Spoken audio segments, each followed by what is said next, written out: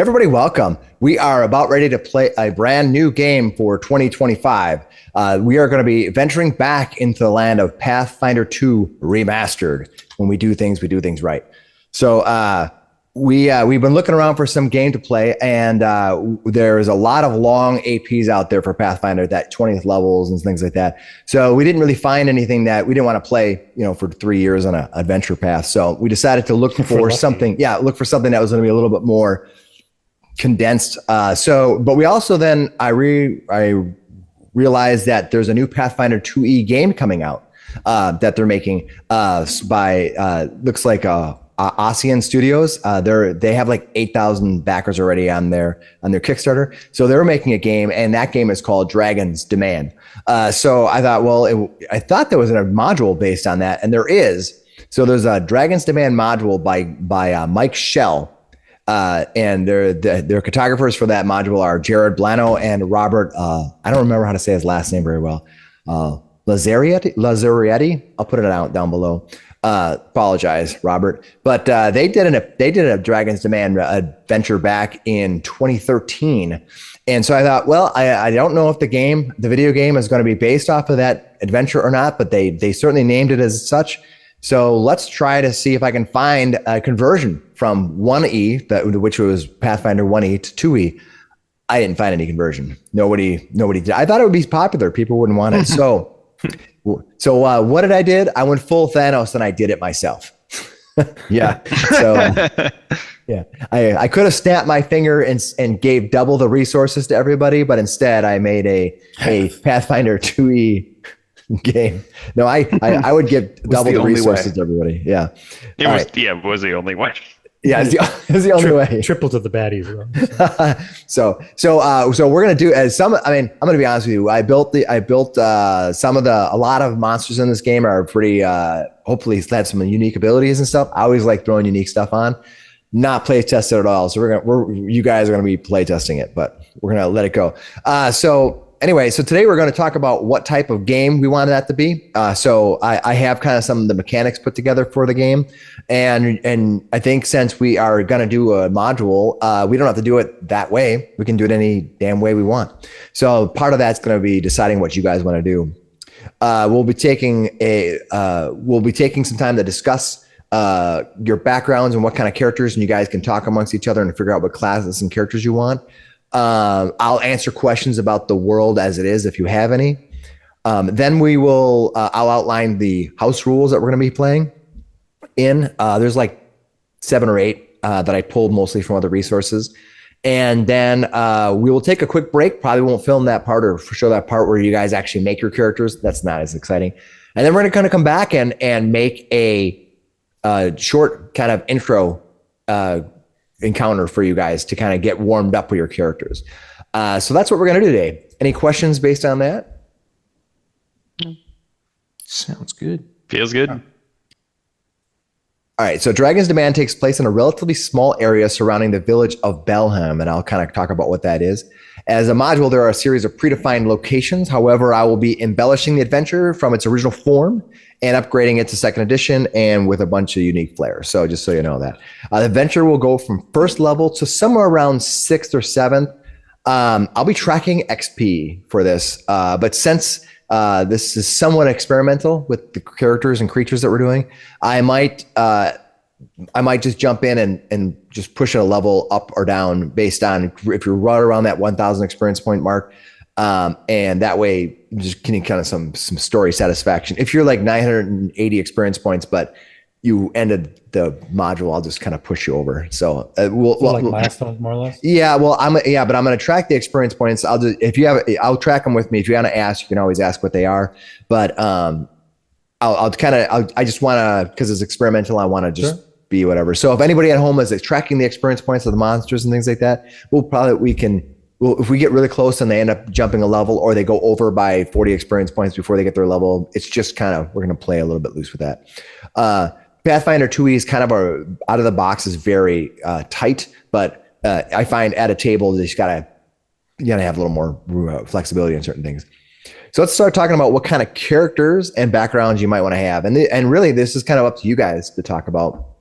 I'll give you the character creation guidelines and the house rules. I'll talk about a little later. The house rules shouldn't affect what character you're making, so we can just cover that separately. Okay, so let's kind of just cover around the background and what you're going to have. You can take notes if you want. You can ask me later. So you'll be traveling together in a small town of Belhem. And for those of you who see there's only 5 people here, Nate is actually going to be joining us next week for the first, and I'll make sure he gets a chance to watch this as soon as possible, so he gets an idea what's going on. But his character, the 6th character, will have to fit in with whatever you guys decide. So that's what it's going to be. So you'll be. That's his penalty. He's got. We're having a life. Show up, damn it, right? All right. How dare he? Yeah, you'll be traveling together in a small town of Belhem. Belhem represents a sleepy, rustic facade to the wandering visitor. The town is in large part self-sufficient. Its main commodities are pottery and fishing, but the town doesn't receive enough trade to garner much renown from these industries. And Belhem is in northwestern Teldor in the Verdurian forest. So it's kind of like North Absalom, and there's Teldor and there's Andoran, and there's a forest kind of in between. And there's a map displaying to everybody at home, but they can see it. So Teldor was once a righteous empire, but now it reemerged from it's just reemerging from an internal conflict that began with the once Grand Prince Stavian III slaughtering the Teldorian Senate and his sole heir, Princess Eutropia, for Eutropia to be resurrected and eventually crowned the first Grand Princess. So Teldor is kind of in this kind of flux time, and it's very loose. You don't have to really know this, but your characters, you might want to make them based on some of this history.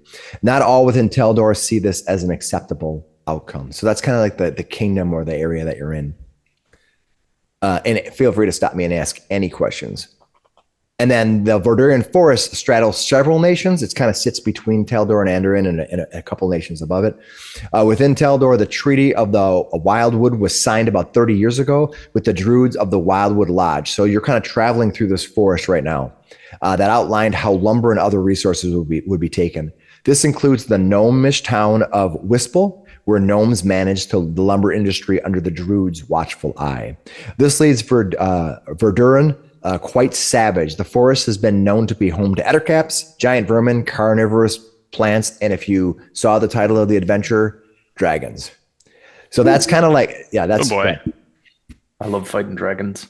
Yeah, they are super cool. So anyway, so as you decide what characters you'll want to create, you'll also need to answer just a couple basic questions. Why are you as an individual and as a group traveling on the road from Wispel to Belhem? You don't have to. You don't have to originate from Wispel, but you're on a road from Wispel, the gnome town, to Belhem, this smaller town. And what business might you have individually or as a group? And that's just completely up to you. You guys can talk about it and figure out what that is. And then I'll incorporate some of those ideas into the adventure where I can. So you're just sort of going to create your own background for yourself. You'll be creating a level 1 character. All ancestries, classes, and other options will be common, and they'll come from Player Core 1 or Player Core 2 only. Mostly because with 6 characters, it just keeps us so I don't have to keep researching a bunch of stuff and checking things out. We can have a good time by staying through with the core rules, I think. This is just to keep all the characters relative the same, also in power. So I don't want somebody with like rare background, rare ability, going crazy and having all these other things either. I don't want to. It's just easy to say no up front to everything and then go from there. So now you're going to open up things up to everybody. I've been talking. It seems like I always have to start talking a bit here. You can discuss your characters and what you want to create. And then Nate's going to have to just deal with whatever the repercussions of the things you choose. He won't be with your group. You'll meet him later, and he may make a character that is completely the antithesis of everything you stand for. That'll be up to him. So let's kind of open things up and kind of decide where you guys might want to start and what you guys might want to play. And then you guys can discuss, player dynamics and things. So how are we traveling there? Or is that for us to decide? You can tell me how you want it. I mean, basically, you're level 1 characters, so you're not probably going to teleport, right? But yeah, you guys can figure that out. Talk amongst yourselves. I mean, are you slavers on a slave run. There's no slavery in this city, but that'd be interesting. Or are you the slaves? Are you know Runaway slaves from somewhere? Yeah, you can decide whatever you want. And I don't know all of the Golarion history. There is a lot. Yeah. But I'll be happy to help do some research for you if you want to do it. And if you're not sure, but you want to do some research over the week, but you say, I want to be this type of thing, we certainly can do it. I'll give you a hint of going forward with the house rules. Anytime you level up and you make a character, you're going to have effectively 2 nights to play that character before it's locked in. So if you get a feat or get something you don't like, and you have 2 nights to decide, I don't want it, and switch it out for something else. But once you switch it out for that, then that's locked in. Okay, I'm glad we got a little bit of a lemon law there. You never know exactly how it's going to work. Yeah, so It's been a while. Yeah, so you may so don't feel like completely stressed out. You're like, oh, I'm going to be stuck with this level 1 feat for 6 levels or whatever. You try it out. If it doesn't work for you, and that's the same when you go to level 2, all your choices you'll have a night or 2 to figure those out. So, all right, what do you guys? So, what about from everybody else? You guys, any questions? Any things you want to know about as you guys talk about this? I guess we got to go through our first choice characters and see if any connection between us jumps out. Well, yeah. Who wants to play what? Well, I definitely want to do a monk, and they're flexible. Do we want to roll? Have a roll off to go see who picks it? Because it's like, sure. Want to do it first come, first serve. Yeah, why not? Why not? Actually, yeah, why not? You know what I'm saying? Yeah, why not? That way. All right. What do we want to roll? All on you. You guys decide. Straight D20s? Straight D20. Yeah, let's do D20s. Oh, right in the middle. Fucking Cameron. Oh, Cameron. Oh, I'm last. Of course, we didn't say. High roll goes. I'm assuming it's high roll. So we have Mike rolled a 10. Eric has a 17. That's pretty good. Then Cameron going in strong with all greens with a 20. He crit. Pretty much like the even spread there. Yeah. Now Zach. Yeah. Zach, who calls himself Ghoul King, he's starting out the game. It's solid with the 1. Get him out of the way. Yeah, Get him out of the way now. So. So it looks like Cameron, you kind of got your first choice. You guys are making the rules, so I'll let you guys decide what that means. So Cameron, I definitely want to run a monk for sure. All right. But I can tweak him to fit the party for like his fighting style, but I had a couple in mind, one for that's like really grapple focused, which I thought might be fun. And then I have like a speed to get a bunch of positioning, like flanking and stuff going on. So I can be flexible, but I want to do a monk. Monks are fantastic on the field. Mage killers. What? Mm-hmm. Did you have any ideas for the type of ancestry you wanted or your background? I definitely have a goblin in mind. I want to be a flaming goblin. There's that heck yeah, torch goblin feat that I was reading about later Goblins on. Are so fun I definitely to play. want to try. So you think a torch goblin is what you want to do? Yeah. So it starts off as a char hide. A char hide? And I get fire resistance. And later on, I can light myself on fire to do more persistent fire damage.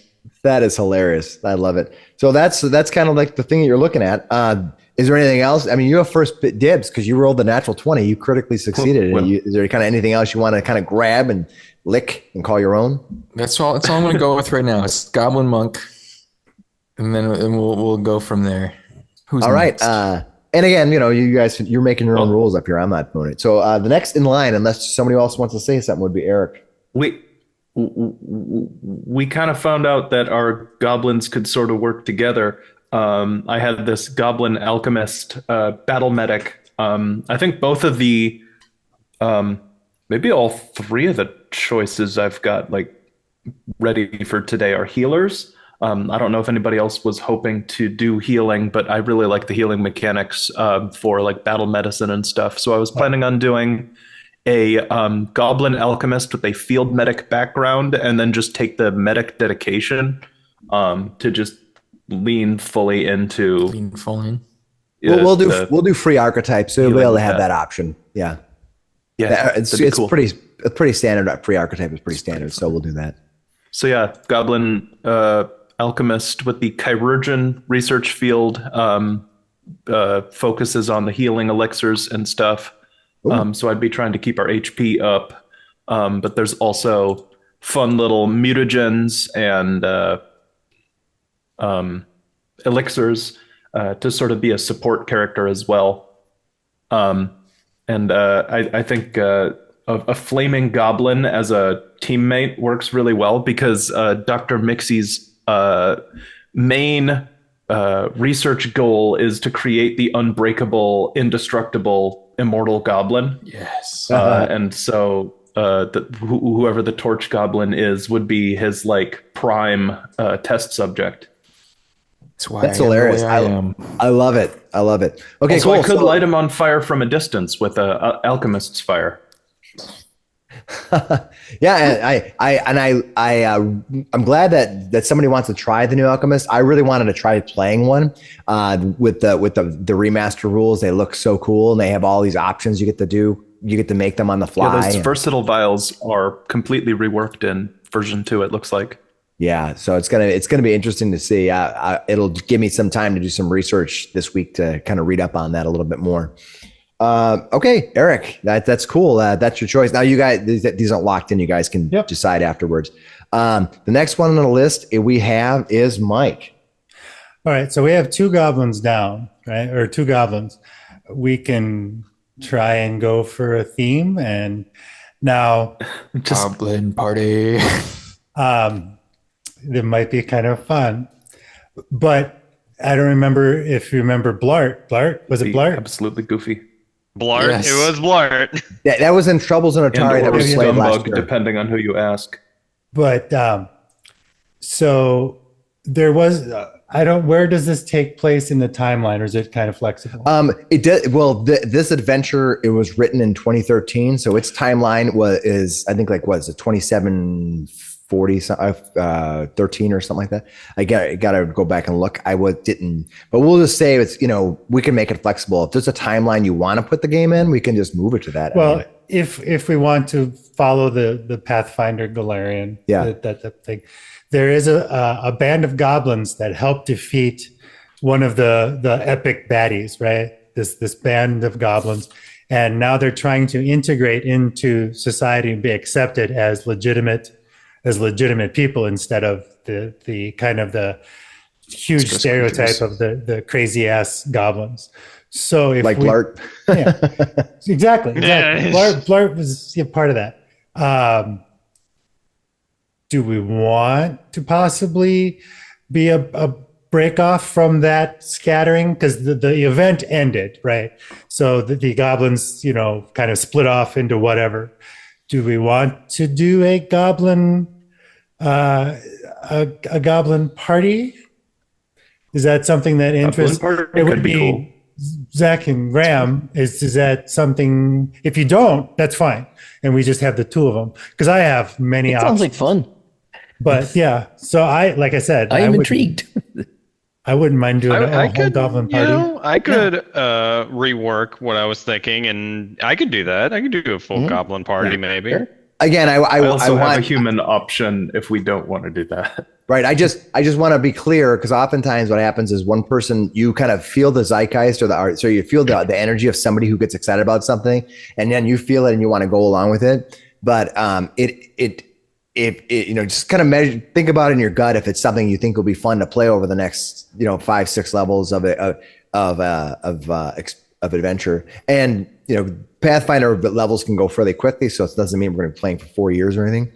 But I just wanted, if you guys want to do that, that's cool. But if you the first trigger of your thought was like, then say no. If your first trigger of your thought was like, that's awesome, it's okay. But I just want people to have the ability to make their own characters whatever they want, and then we'll work with it. I was just had 2 in a row, so I'm like, right. If we want, what do you want to play? I want to do a swashbuckler. Okay, you want to play a swashbuckler? Okay, and I can make him a goblin. Sure. Yeah. If you want to, do you want to delay? Your turn until see what else other people choose. Yeah, I'll wait. Well, you can come back and technically. I want to do a swashbuckler. Okay, so Mike is going to do some kind of swashbuckler. I can race or ancestry to be determined. Yeah, that's fine. And you know, you guys are the ones determining what the rules are for all this. It might also be a fun dynamic to have like just a couple goblins who are being kind of shown around by other races to try to integrate. Absolutely. And you got to teach them how society works. Yeah. All right. Well, let's come back to that. But we know that Mike is right now. So right now we have Cameron as a monk. Probably he's feeling the goblin. Yeah. Eric as an alchemist. Probably a goblin. Mike is a swashbuckler. Not sure yet. So let's go with Graham. Graham, what are you thinking of for playing in this game this time? Now, you kind of have a healer that Eric wants to focus on. You want to play a swashbuckler, which is more like a damage dealer. Has some rogue-like abilities, but not a rogue. You have a monk, which depending on how your build is, can go many ways. Graham, what are you thinking? You know, I was just thinking of being a straight-up, in-your-face tank fighter. Nice. You certainly can do now that. You're talking my language. So you're talking about the regular fighter class, the core one, the player's core one fighter. That's awesome. I played. They're super powerful. Sword, shield, bash something. Sword and board. Nice. Little tanky. Well, what race or what ancestry? Excuse me. I hadn't really thought about ancestry. I thought maybe a waste walker. That looks. Well, like they're fun. not common. Yeah. So you have to do you have to pick a common race for this adventure. This adventure, all choices, including feats and everything, are coming from players core 1 and 2 and are common. So if as far as race goes, then I could go either way with a human or goblin. But it sounds like it might be more fun if we're all goblins. It could be very strange. Yeah. We would stand out quite a bit. Or if I'm going to do human, it would be sort of that liaison between, sort of getting the goblins to understand how to integrate. But I don't need to be the wise one in that. He's the tall folk we keep around to reach stuff on the top shelf. Yeah. Just get an idea. This adventure was from 2013, so it's going to be a very different flavor than the ones that are coming out now. Yep. I'll try I'm going to try to amp it in a way in which you guys decide are out there. But it is a pre-written adventure. It has a beginning, middle, end, that kind of stuff. So Graham, you're going to be sword and board, and you're thinking maybe goblin. You're not sure, or human. Sort of the more forceful, simplistic fighter, as opposed to the swashbuckler being the sort of flexible deck seat, probably. Correct. Yeah. All right, and then we got a loser. We got a loser to think about here. Wow. All right. Maybe it's the Grand Slam. You didn't need to say it like that, but maybe really, Nate's going to be the last to be able to pick. I'm gonna correct myself because the way Zach reacted, I realized that was bad. Zach? Let's go now to the critical failure of the group. Is that better? No, no. Oh, shoot. That's better. Reality has gone into the room. No. So as a critical version, outside of your critically failing, as a critical failure of my green screen, I'm going to do something I've never done before and be a full caster. I am going to be a elf wizard. I love that. I have never played a full caster before ever because I despise the class. So I'm going to embrace it, give it my all. But yeah, I am going to be a full caster wizard is what I want to do. Okay. I love that. All right. So now everyone has a chance to kind of throw some stuff out. We can go back and you guys can. Is there anything as we've gone through all of the list? Anybody kind of has some things that they might want to iron out or change now that we've kind of talked about what those Well, my swashbuckler was going to be an elf, so I will go to elf since we're not going to. Totally fine. No, we're not going to do that, so that's fine. You can be anything you want, and that's as long as it's common and it's in Player Scroll 1 or 2. I'm really happy to be a really tall guy, like petting my little elf friend or my little goblin friends on their heads. We're rolling along together. Have a gaggle of goblins with I him. do kind of like being a goblin trying to fit into a party of like more accepted humanoids. Maybe if we stack 3 of us up in a trench coat, it'll blend Oh, in. that would be great. That'd be great. You guys are really good at stealth, so it'll work awesome. Well, it depends on that. That's a stereotype, but No, I'm taking very sneaky level 1 so that I can sneak 3 moves without having to check for detection between each one. that's Yeah, I'm gonna just pop up. It'll be good to be sneaky as the field medic, I think. you're that person who somebody's sitting at their work desk and all of a sudden they start talking and they go, "Whoa." Hey, I didn't even know you walked in my spare cube. finger? I need an extra. Out of there. Yeah. You're spilling coffee on yourself. You're like, whoa. All right. So Cameron is still thinking monk, and are you still thinking goblin then? Yes. Okay. And then Exactly. Eric, Let me build you stronger. alchemist with some kind of a battle medicine, and you're talking about you want to go with that healing alchemist salve. All the I forget which. Yep, I'm going full healer. It seems Nice. like a full healer fits great into the rest of you guys. So Fine. I'll take field medic background so that I can do battle medicine, and then I'll take medic dedication at level 2. Nice. So when we go through your characters, as you get your backgrounds and whatever background you choose, have like a 1-sentence understanding of how your background fits your character. So don't just pick a background because it statistically works. Oh yeah. Make it a part of your, just like Eric. Here you're making your battle medicine background kind of part of your whole lineage and what you do. So that you're thinking about it not just in terms of +4 for my stat, but also how is it going to play into my character style a little bit? You're not going to be locked in, of course, but it's just interesting to hear. And then Graham, did you say you wanted to go with a human sword and board fighter? Is that what you're doing? Yep. All right. Human it is. I'm imagining Laios in a group of weirdos in Delicious and Dungeon, a human fighter with a sword and a shield, and everybody else in his party is just strange. Absolutely.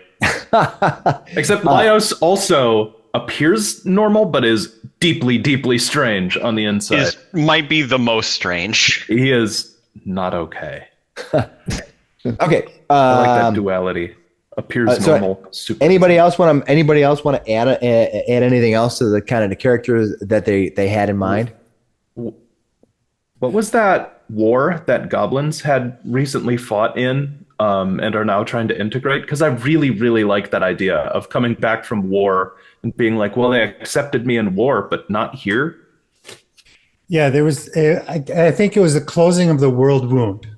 So if you kind of look at the world wound, there was a big thing where like the nations gathered together and sent people, and adventurers had been flocking there for years trying to get this thing shut. And then finally someone shut it. And then the whole reason for all those adventurers to be there is gone. So now they're kind of floating out into the world. Well, go take we can still make the character and we can still do all those things. But if you want to, over the course of this week, do some research and come back with more of a, when we do our session 1, we'll reintroduce the characters and you can add anything and change anything from this game because you'll be able to do it for the next 2 games. So, it'll be something kind of a little bit of homework, but you might find some cool information. All right. From there, I think you guys have kind of had kind of like your character classes and your ancestries and that kind of stuff.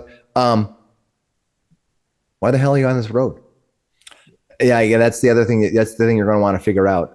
And it's up to you, not me. I will say no only if it just destroys the adventure. Mm-hmm.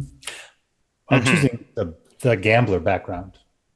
Okay. So he may have run up some debts, and he's just looking to maybe hide somewhere. Just he's a cavern elf. Okay. Okay. And you're fleeing something. Fleeing, yeah. Oh, you want to be a gambler. I am also a cavern elf. Wow. Okay. Wow. That's awesome. So Zach is a cavern elf. Okay, maybe I owe you then. Yeah, well, we'll see. I got my own idea. All right. Yeah. You guys can kind of figure out how that works. But you're playing a gambler. Cameron, or Eric, any ideas of why you guys might want to be on the road, either individually or as a group? You guys can, if you want to pair and say 2 or 3 of us are doing this thing, you guys all agree, that's fine. Or you can all be individual and make my work really hard and have less of a chance of getting involved in the game. Well, I was thinking that my character's background would be fire warden, and maybe he perished trying to fight a fire and was kind of fixed up by Mixie here. Brought back from the brink. So you kind of we're at the edge of finality, and you were brought back, and so you're a fire, and you're one. Yeah. 95% skin replacement. Yeah. Never done in 3.75. The thing is clicking over. It's going from 3 to 4. And you go, no, stop. All right. Cool. But that's a cool background for you, Cameron. But why are you on this road from Wispel to this sleepy town of Belheim?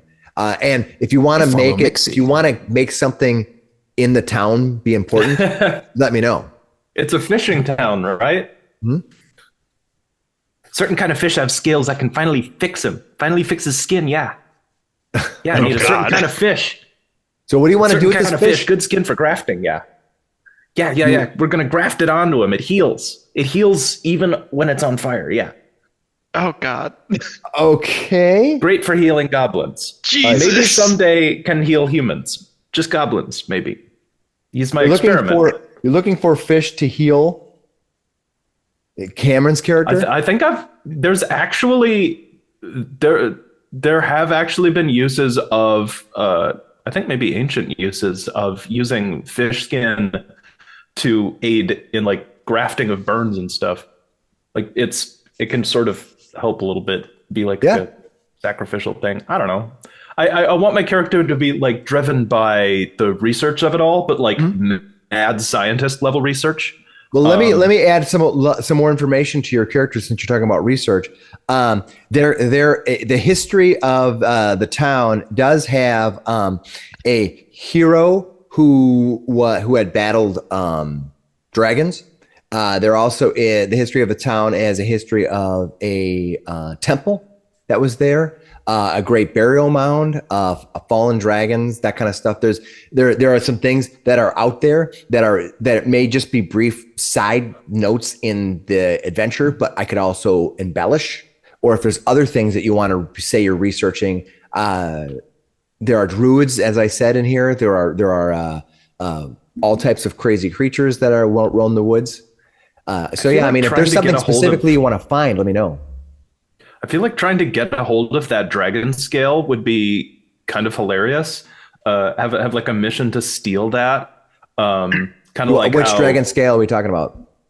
Well, there was a hero in Belheim who killed a dragon, right? Yeah, there were a few dragons that were killed, but one who killed a mighty dragon that you may or may not have known, but because your character wants to be historical, I'm just sort of adding that as a like an indicator. So you want to try to find the scale from that dragon.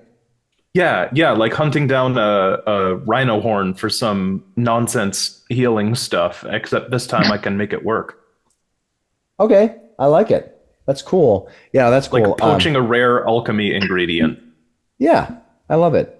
And not all those things are in the adventure as it is, but I may then tilt an atom into the adventure itself just to help you.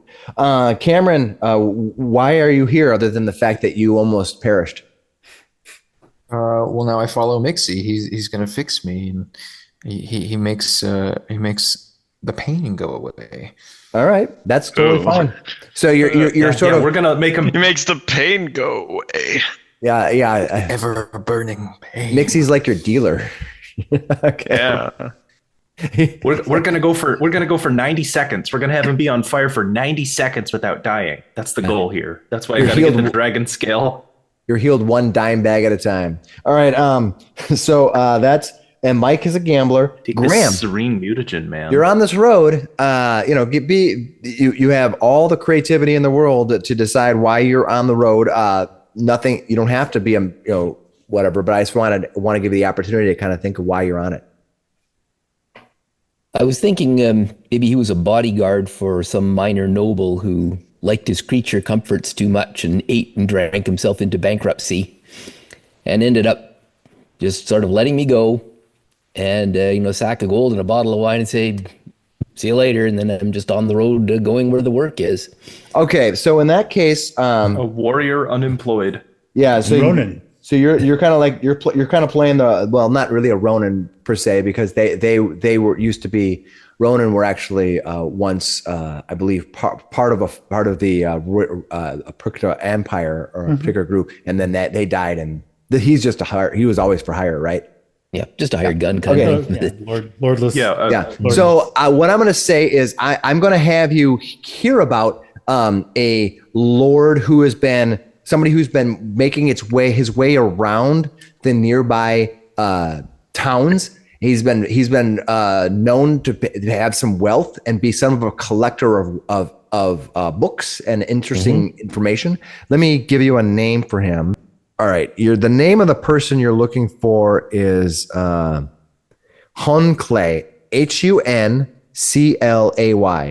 You have heard somebody has made reference to somebody who was traveling out of Belheim who had probably had wealth, and he also had knowledge he was seeking, but he never had any guards, and you thought maybe he might be looking to hire you as a guard.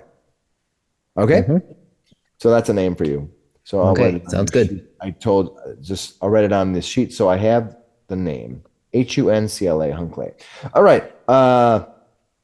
Zach, why the hell are you on the road? So my baseline idea was I was a wizard apprentice, and he had in a distant area, he has been fighting drakes and dragons, and eventually they had overrun his wizard's tower. And in a last-ditch effort, he had shoved me into a mirror, sending me into this location and telling me, essentially, avenge us or find a way to save us. And I've ended up here, and I'm trying to seek power and gain power to go back to my homeland and either avenge or save my master. Okay. Yeah, that's fine. So the idea is that you have some future quest goals, but you're not quite ready to take on those goals. So you need to kind of my master knew he's not ready now. He can't help us now. This is our last ditch effort. Shove him off. Find a way. Cool. I've given you my lessons. That's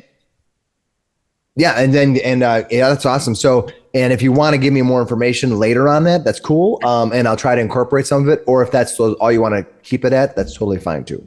You can. So decide. you're kind of doing a Superman or a Goku getting shoved out of your home planet moments before destruction. As the fireball is landing, I'm like, no. Okay, that's cool. So I think Samurai Jack getting blasted into the future. All right, so I'm gonna reiterate one last time just to make sure I got it down right, and you can tell me. I have Eric. He's looking for the scale of a legendary or ancient dragon that was said to be destroyed here by an ancient warrior. Doesn't know much more about it, but is following stories about a dragon over here. Cameron, his goblin monk is following Eric because Eric was his healer, and he's sort of almost like following the person. And Eric, Cameron, you can give me more details on what you mean by that, but I think I get it. It's my experiment. Mike, he's a gambler. He's fleeing from something, and you can give me more information. You tell me. Or if I lost a bet to Zach, and now I have to serve you. The term was like, I serve you for 5 years, which is nothing to an elf.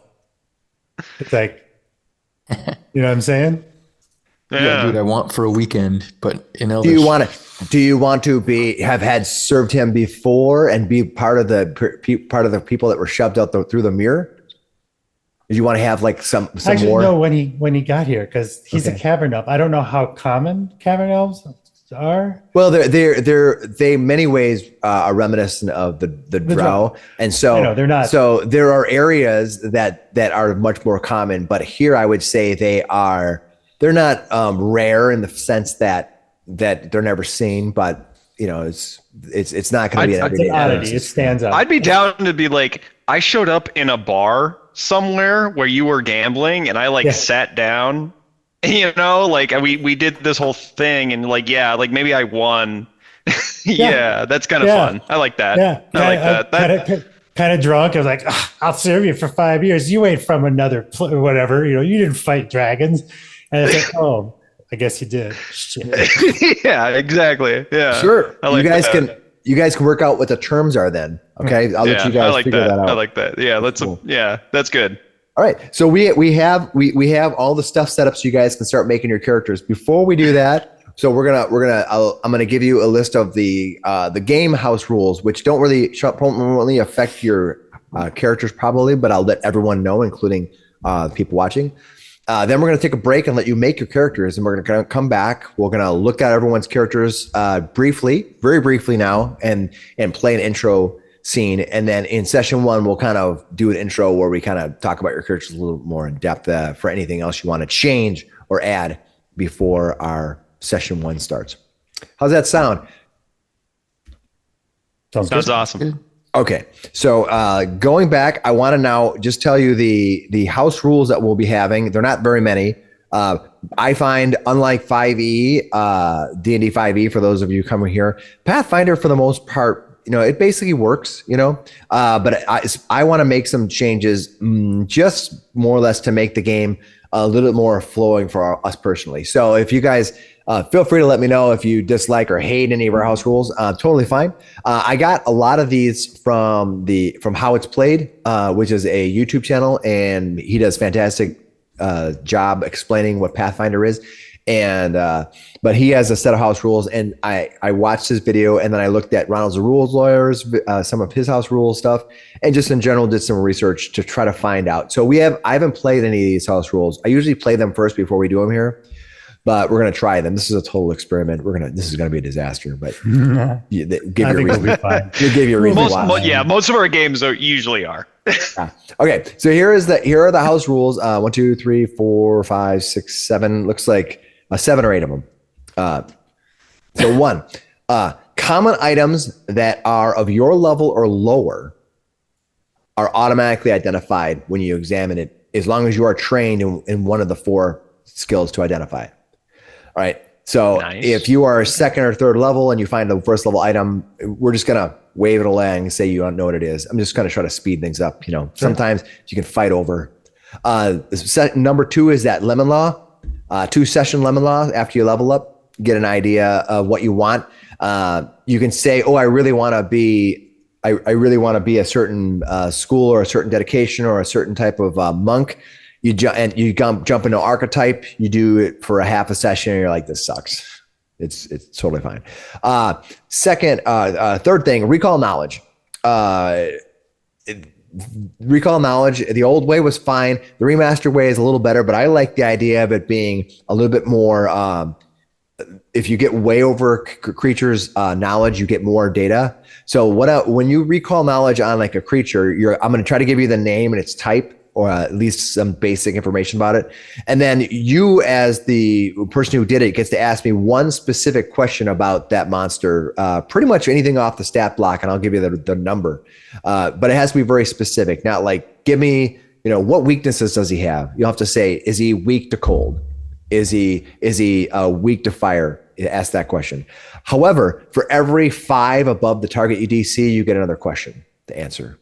I'll answer one more question. Nice. So if you get a critical, which is 2, you get 2. If you get 15 above, that way, if you're like level 4, but you see a weird creature and it's like a level 1 or 2, you might blow it out of the water, and I'll answer 4 things about it.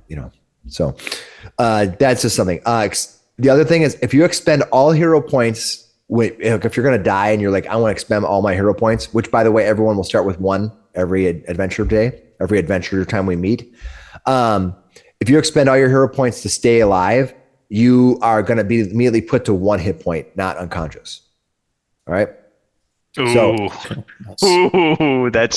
I like that. That's extra dangerous. Yeah. I mean, the thing is, you'll reset all of your hero points, or I'm sorry, all of your death saves. You'll immediately then gain wounded 1 and be or wounded 2 or whatever you happen to be at, and then be awake. I think if you're going to spend your hero point, it should be heroic, right? Let's see. Yeah. This one I like a lot, although I'm going to be honest with you, I have not tried it before, so I may be a little bit leery on how this works. Hero points that you spend, you can allow your hero point to retroactively change the narrative of the story, such as, but in minor ways, such as stating that you had done something previously that might help you now. For example, if you say like, back in town, I remember when I back in town when I bought that 50 feet of rope. You can say, I'm going to use my hero point to say that I remembered to buy rope. Point. That's a feature of the like that. investigator. Yep. Yeah. But I'm going to say anybody can take their hero point and do that. You get 1 hero point a day, so if you want to spend it on that, that's going to be yours. I'm going to be perfectly honest with you. I don't know that's pretty cool. I don't know how it's going to play out. You can also do things like one advanced example somebody said was like, in like how it's played, he had said that there was a barmaid, and you want to say, I want the barmaid to be a contact that I dated, and you can spend it, and that'll be true. But what you're not true, what you don't know is how did she feel about you after the dating? You don't know that yet, but you can help that narrative to say, I want to create a contact in town, or I want to know something, and we'll just negotiate it. Not spend too much time on that. We'll just hit it as we go. This is the one this is kind of more of a 5e thing. I want to create a flourish action, which allows you to draw a weapon or put stow an item as a move. So if you do a move and all you do is a stride, only at the stride action, you can draw a weapon or put something away. You can do that, and it's a flourish, so you can only do it once in a round. So that means if you're standing there and you run at somebody 10 feet, you can draw your weapon as part of that move instead of taking 2 moves to do that. It's just a little bit more fun, a little more action economy. Now, if you are a fighter and you have the feat that allows you to stride twice and attack, if you don't have the weapon in your hand, you'll need to draw the weapon first before you can stride twice. It's only the one single stride action that if you do that by itself. All right. Pretty much almost done here. The other one I like a lot is the idea that in Pathfinder, there's no surprise round, but I find that so awkward. So I found this in 2 different places where I thought was really cool. The introduction of a surprise round. So if you're surprised, meaning that the character is acting, who is completely unnoticed to you, and he's taking action, or they were ambushing you and you're walking into, anybody who is not surprised gets 1 round where they get 1 action, not 1 turn, but they get 1 action. Mm-hmm. That would mean it makes sense. So, for example, if a bullet was hiding and you were walking through the woods, his action might be jump out at you, and that was the only thing he can do. And then the round, everyone rolls initiative as normal, and we don't have to worry about it. Okay. So, and the same for you. If you sneak up, if you want to fire your bow, if you had a bow ready, you could fire your bow. You get your shot off. and then the round You starts. get any one action. You get one action, right? So you can't load a gun and shoot it, right? Yeah. And then the other thing, this is kind of more of a help hand wave thing. If you rest a full day anywhere, I'm gonna hand wave healing. You're gonna be healed up all the way. Like if you are, as long as you are in a place that's safe. So if you go back to town and you rest that day, you don't roll hit point heals and stuff. It's just, it's fine as long as you're not losing daily damage by daily. So if you have a curse or a poison or a disease that's rotting you away, then you're gonna have to go through the math figuring out. But for the most part, you go back to town, you sleep in a bed, we're just gonna heal you. Effectively a long rest. Yeah. They don't have them in Pathfinder, but we're gonna do that only because we do now. It's just easier. And the final thing you're gonna notice it's not really a house rule, but for the maps, I'm gonna be using hexes instead of grid. So I did a lot of research on this. Hexes, I think, are the best solution for I did not like the alternating 5 foot, 10 foot, 5 foot, 10 foot, 5 foot, 10 foot diagonals, but also the pure 5 feet one is really awkward because then you have to use squares for everything. And the solution, if you use hexes, circles, they work. They're perfect. And lines work together. As is the case, in order to be affected by any area effect, you have to cover more than half of the hex for the creature to take effect. So if you try, a lot of times people try to like finagle the line to be a special angle. Yeah. It's really hard in hexes to do it wrong, So you'll be able to. So when it goes through two hexes, you can choose which one it actually affects, but not both. So and that kind of follows that zigzag pattern.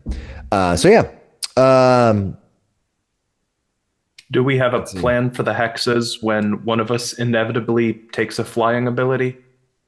I don't think it would make any difference. Do you think it would make a difference? I'm okay with listening. Just not quite sure. Each hex will be like 5 feet. So if you move 3 hexes, that's 5 feet. Yeah. I think when we have our first encounter, we'll see it. If we decide that you hate it during this thing or I hate it after we play it, we can always undo it, right? That's the whole point of session 0. Yeah. All right. Well, with that, I think we're going to take a break and let everybody make their characters, and then we're going to come back, do a brief overview of your characters, real brief, because session 1 will kind of talk about more in depth, and we'll kind of talk about, but I think anybody watching give a little bit of idea. We won't have any tokens for characters this first go round, so we'll just have to go with the names and we'll kind of explain it as we go on the map. Because we'll have to go find tokens. We don't like to just take any tokens. People they want to feel their character. So so I'll see everybody back here after we make some characters. All right. Be back in probably instantly, because that's the way it works. A few moments later. Yeah. A few moments later. I like it. Moments later. All right. That was quick. It only took us a little bit of time, longer than you might expect, to go in and make some Pathfinder characters.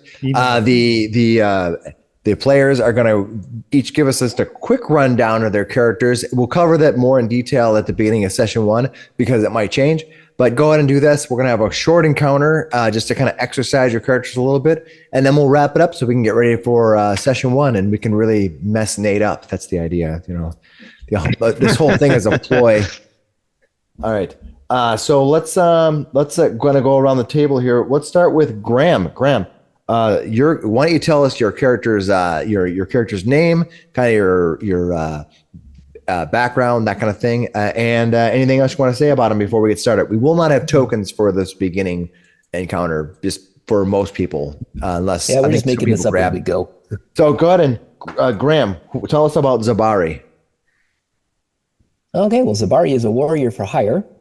He was employed by a minor noble in a nearby enclave. And said noble was a little too fond of his food, drink, and parties. The land suffered a drought, and many of the crops on which the local economy depended failed. The noble's frivolity and inability to save for a time of famine, he went bankrupt and was no longer able to afford his bodyguard. That was Zabari. He was sent on his way with a small severance and a bottle of wine. And the grapevine was loud, and he heard about one patron in particular And Zabari begins his part in this story on the road looking for employment and has heard the name Hunclay. He is a collector of books and artifacts and may be in need of a guard. Perfect. Let's go to Zach. We got Vamir. Yeah, so Vamir was a member of a order of wizards, and that wizard's tower has been overrun by a evil enclave, and the last act of his master was to shove him through a mirror into this area, and his last words were to avenge us or save us. He doesn't know exactly what it was. So he is here now trying to gain enough power to go back to his homeland and save his people. Nice. Cool. Eric, do we have Dr. Mixie? Yeah, Dr. Mixie is a goblin veteran of the wars at the World Wound. He has demonstrated an uncanny expertise at stitching the flesh of warriors back together, keeping them alive. And he is now traveling with his latest experiment, Brannock the Burned, where he has been using all of his alchemical expertise to keep the mostly burned goblin alive as he searches for a way to cure his affliction. Anybody get that 70s shows vibe?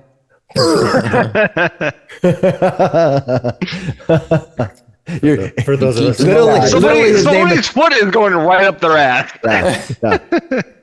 Keeps him alive. Oh, Eric! Literally, his name is Eric too. It works. Yeah. All right. So Dr. Mixie, awesome. Then Cameron, we got Brannock. Yeah, Brannock the Burned. Used to be a little firefighter warden goblin who got a little too deep into some flames one day and didn't quite make it out, only to be pulled out and back from the brink, back from the edge of the flames by Mixie. Now he travels because Mixie's got him hooked on that soothing balm, that good sauce that he cooks up, and he owes his life to him, so he keeps him safe. Yeah, when I was in school, I used to do lines of phonics. All right, you're hooked on it. All right, that was Brannock, and we end with Mike. What is your character's name? Because I'm laughing. Slick Willie. Slick Willie is kind of a wandering gambler. Kind of made a bad bet. He doesn't quite remember exactly what the bet was or how it came about, but he now follows Vammy around because he owes him 5 years of service, I guess. I don't know. I don't care. It's whatever. Where's a drink? Okay. So you are playing a cavern elf swashbuckler. Nice. Okay. All right. So that is what we're going to start with for our mini kind of encounter here. Of course, though, it's session 0. So after this, you can have the next week to massage your characters or completely change them if you decide you hate them. But that's what we're going to go with. All right. So let's get started with the brief encounter. All right, the encounter starts that you are just you're about a day or so away from Bremer as you are making your way to the small sleepy town for your various reasons as you outlined. It was raining a good part of the day, so you've kind of lost a day of travel because for the most part it was difficult to walk through the muddy ground and earth. The road gets very soft as you're walking through it, but now it's brightened up and the road is still fairly soft, but at least you all you have to deal with is the flies now. So you're walking through the land. You're walking toward the east from the west. You know that the Wistbill is behind you by quite a number of days, and you're looking forward to maybe getting a day's rest before you have to start moving on with your real lives. But that won't come for another day. So you walk along the old dirt road that will eventually bring you to the town of Belham. The earth is soft beneath your feet now. The recent rains have not been kind to the road. As you step, you occasionally slip, and more than once, a cursed word was muttered from your group. When you left the gnomish city of Wistbill, there was no talk of weather, but the muck sure makes for a compelling argument. As you round the bend, you first notice a worn-down statue standing some 15 feet away. Most of the details have washed away with time, but its looming presence casts a prominent shadow on the wet grasses and broken trees. The Verdinia River comes into view soon after. It had been half a day since you saw its shores, and you were wondering if you had somehow meandered down the wrong path. But its slow-moving water means you're on the correct road. Then, to the south, you hear a horse whinny loudly, and a man's voice call out, "Damn it, Callisto! There just ain't any traction here. We just might have to unload this." Immediately after that, a woman's voice calls back in a more controlled tone. "Well, Felix, we'll do what we do." What are you guys going to do? You hear this voice moving ahead of you, and you're not sure what to make of it. I think how far ahead do we think this is? Can we see them? Give me you know what? Give me a perception roll. That's an okay roll just to make it, because you'll know if you make it or not. What'd you get? Okay. Perception. Where is that now? There we go. I got a 23. No. I got a 17. Yeah, that's okay. So with that roll, you think that they are not far off. Maybe 200 feet down the winding path toward the river. You just kind of hear them through the trees. I think if I hear that and they're like asking for help, I think I start heading that way. Like I abandon the the caravan and I start moving towards them. It'll just be you by yourself. There's nobody else traveling with you. It's just your group. Yep. But the rest of you see Vamir kind of look up. You all hear this. What's the rest of you guys want to do as he begins walking more swiftly through the wet muck road?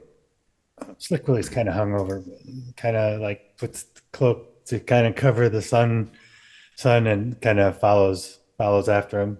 Okay. Anybody else doing anything? Yeah, we'll follow after him too if somebody needs a push. Okay. Anybody not heading in that direction? How about would you say that? Yeah, tall ones are gonna die out there. Yeah, I'll follow him. Okay. All right. You're on the last clump of trees and brush. You see a sturdy man with a thick mustache leaning with a hand on a heavily laden wagon. A single draft horse is hitched to the front. Beside the horse, caressing its mane, is a brown-haired human wearing high boots and breeches. She's talking softly to the horse as the man stares down in contemplation. They don't immediately notice you. You're sort of like 100 feet away coming around the bend. You seem they're more determined to look at their heavily laden wagon. I'm not trying to be stealthy. I run up. "Oh, hello, my friends. Can I help you?" The man lurches to attention as you near. He's like, "Whoa, what was that?" The woman steps away from the horse to inspect you as you close the gap. You kind of see her. She leans back a little bit. The man calls out, "By the song, you startled me, stranger." The man turns to you, and a prominent symbol of a multicolored bird on a thin silver chain is stuck to his lathered chest. Sir, you seem to be in quite the sorts. Can I relieve you of this? Can I help you? Well, I would be sure obliged to getting some help here. It seems that our wagon here has not survived much in this soft road, as you can see. He points down to the wheels, and you can see all four wheels have slightly been buried into the muck. The horse is standing there, sort of his hooves slowly being pulled into the wet mud of the road. You can see to your west, which would be as you're coming down the road. To your left, I believe, is the river, and to your right is kind of the trees rising up. So you're kind of in this little between area between the river and the trees. Yeah. So we need to push him out of here. Are the rest of my companions showing up? Because I look at my muscles and they're quite small. Everyone else, Dr. Mixie sneak up under the horse. What's that? Can Dr. Mixie sneak up from under the horse? You know what? I think that's perfectly fine. Why don't you give me a stealth roll, and we'll see if you beat his flat perception. All right, you go stealthing under the horse. As you're under there, it doesn't appear that these two people notice you at all. But the one woman looks over and says, "My, thank you very much for coming over to our aid, stranger. Oh, and you brought your friends. That's very kind of you." She looks beyond as the rest of you come up behind of Vamir. Yeah. Hey, listen, lady. What's wrong with your long horse here? Oh my! You startled me. Well, she says, our horse is stuck in the mud, or more precisely, the wagon is stuck in the mud. Where's my manners? I'm Callisto Dorflin. This is my husband Felix. Pleasure to meet you, gentlemen. What's manners? I'm Mixie. You don't look dead yet. So the cart thing is dead. Not the horse or long dog thing. Yes, yeah. She looks down at you and she tries to interpret what you're saying, and then she looks over to take a look. She looks over to the elves and the human coming behind, and she kind of sees a smile like she's getting saved by this human coming up behind. No, don't. He's just a member of. He's here to help. Yeah. Cart's dead. Bad feet. Let me take a look. No. The cart's not dead. Cart's not dead. We just need to get it out of this. I have a repair kit. Actually, I would like to prepare my repair kit tools and take a look at what's wrong with this cart. All right, perfect. Why don't you give me? You can give me a perception or survival or a nature type of roll to notice more about this wagon right now in its current condition. Let's try a perception. What'd you get? Oops, hang on. I always forget it's not exactly in the perceive. All right, you're looking at this wagon, and you don't know. Maybe it's you're sort of distracted by the horse, or by the wet, or by any combination of things. But you're looking at this, you're not quite sure exactly what the problem is. Needs more spikes on the feet. I'll get right to it. The woman said, "Looks and no, sir," and you see Felix. Mixie's got a hand drill to the carriage wheels. Yeah.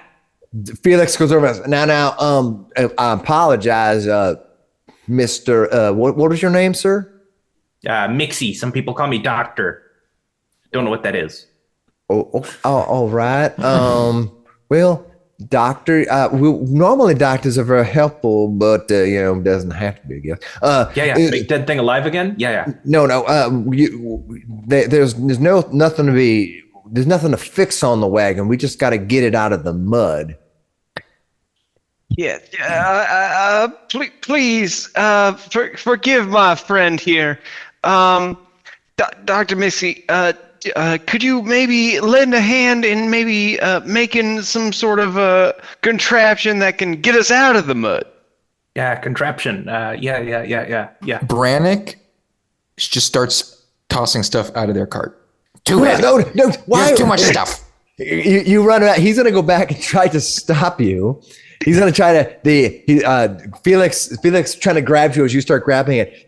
Well, I'm just trying to get my wagon. I don't need to unload it here. There are strange creatures in these woods. We don't want to be unloading things around here. We want to get through here as quick as possible. Although we are near Belém. Are you all heading to Belém? Yeah. Place with the dragons? The Dragon Slayer. Dragon scale. Well, Zabari will go up to the behind of the wagon. Oh God. Zabari will go up behind the wagon and just say, "Coax the horse," and start pushing. All right. You're going to start pushing? Yep. All right. And actually, Slick Willie's like at the back of the thing, like hand on like just leaning up against the thing. Are we finally pushing? All right. So who is pushing the cart? Zabari will push the cart. You're going to violently vomit? All right. As you do so, you see Callisto, who is the woman. She takes a half step back and looks at her husband in concern. He looks back at her in concern. And then he says, sure, maybe we can just pull this out if that would be all right with you. We can try. It'd be easier if there was less stuff in it. Okay, why don't you give me, you've been talking to them for a little bit. Why don't you see if you can persuade them into doing that using a diplomacy. See if you can, I think we want to do, is it make an impression? I think that's, no, let me see what would be the one to do here.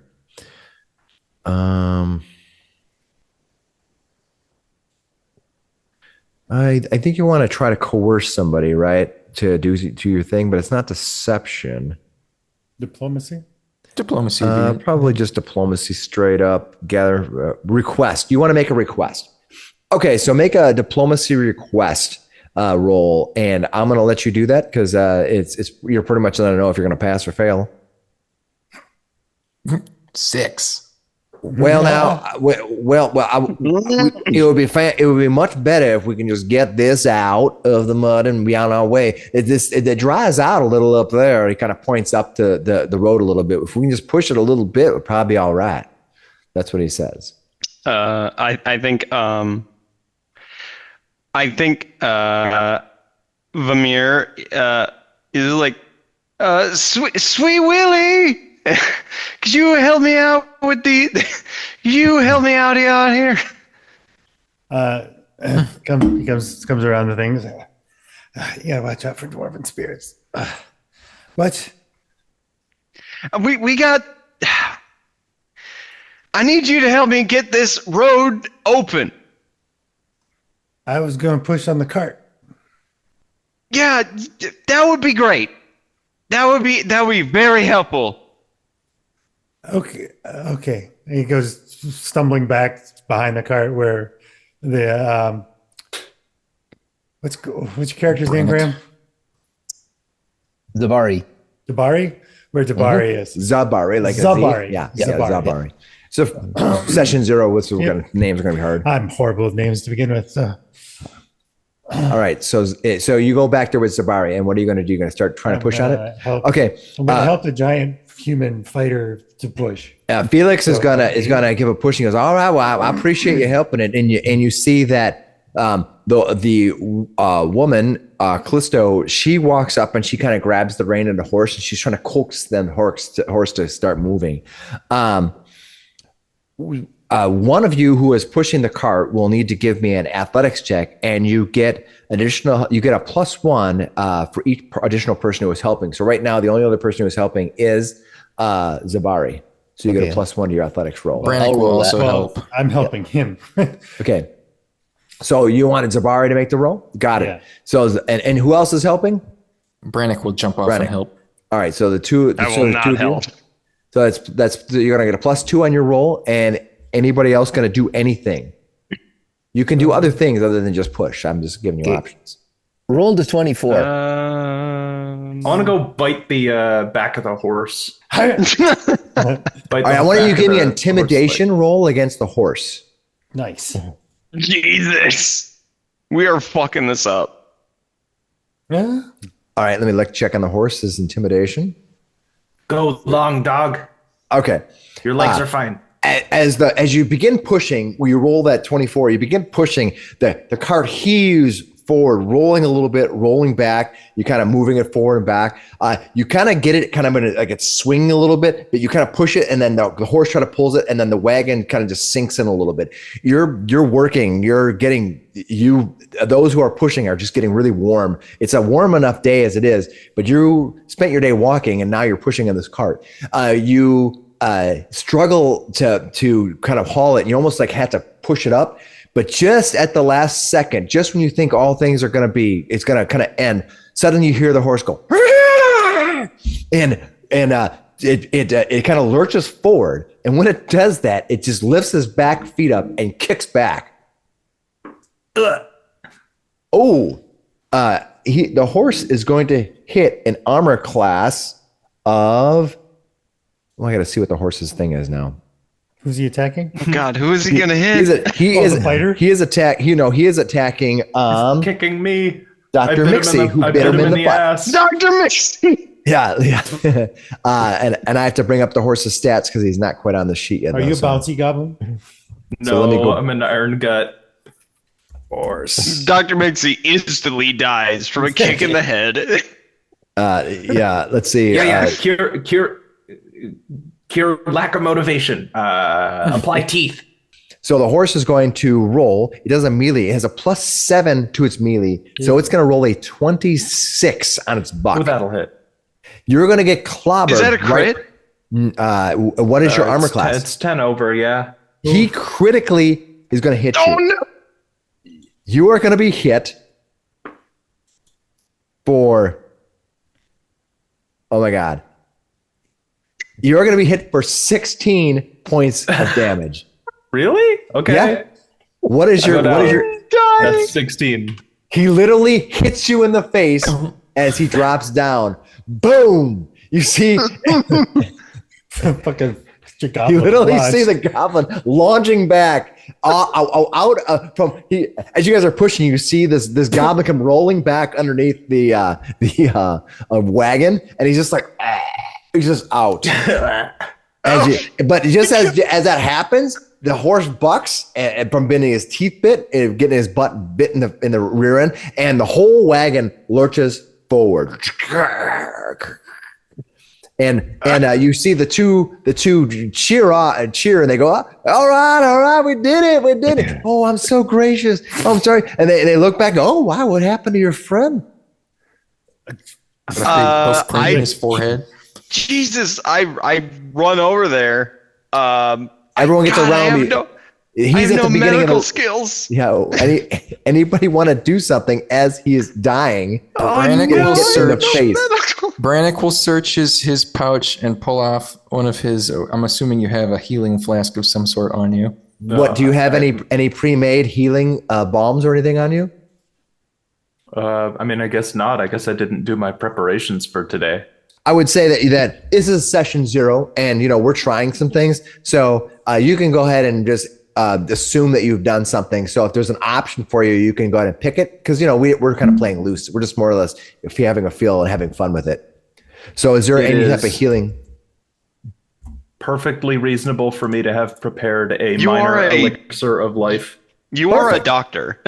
Yeah, I will. I probably would have prepared a few of those today. Perfect. So I'm I would. familiar with where he keeps these things, and I will grab one and try to administer it. I'm just standing over you like. All right, so He gets kicked in the head a lot. Don't So worry. you run over, you pull out the potion. There's your 3 actions. You run over, you pull out the potion. You know exactly where it is, and you administer it to him, restoring him 1d6 hit points. So go ahead and roll your 1d6 hit points. Zabari leans over to Slick Will and he says, he gets a big kick out of biting horses. So I am would now say, at yeah. wounded 1, You have 5 hit points. HP 5. Is that correct? Who's on his face? Correct. You are wounded And the 1. dying is gone. and you're I should have been dying, not just unconscious. yeah, you should have been dying, but that it was only one round, so you didn't lose any hit points. Wait, did he put you to dying in that one hit? Yep. Yeah, I wouldn't that be dying too? No, I possibly if you got it critically hit and you go down, but I think it's only if you take critical damage when you are dying that you take 2. But it might be dying too if you have to look up dying and see if critical hit puts you at dying, it might be dying too. It looks like critical hit did dying too. This one horse, the first shot of the game, the horse critically hit you. Dying too. Wow. That's hilarious. Oh my God. All right. That's incredible. Well, I'm up now. I clear dying. Sorry about that, but it is what it is. It's funny. All right. So you got kicked in the head by a horse, you know? Oh my gosh. All right. You rise up as the wagon slowly kind of moves up to the dry area, and the man behind the pushing the wagon looks back and says, "Thank you so much for all your assistance. I appreciate that. I just want to let you know that he says where's he at? And he tells you where you can go to. I want to make sure I Mixie get cross-eyes into the middle distance. Your long dog is perfectly strong. Okay, he goes, well, I just want to let you know that we work at the Fine Sense soap shop in Belham, and I'm sure if you come and find us at the shop, we might be able to give you some reward for your effort. You look down on the mud. It was nothing.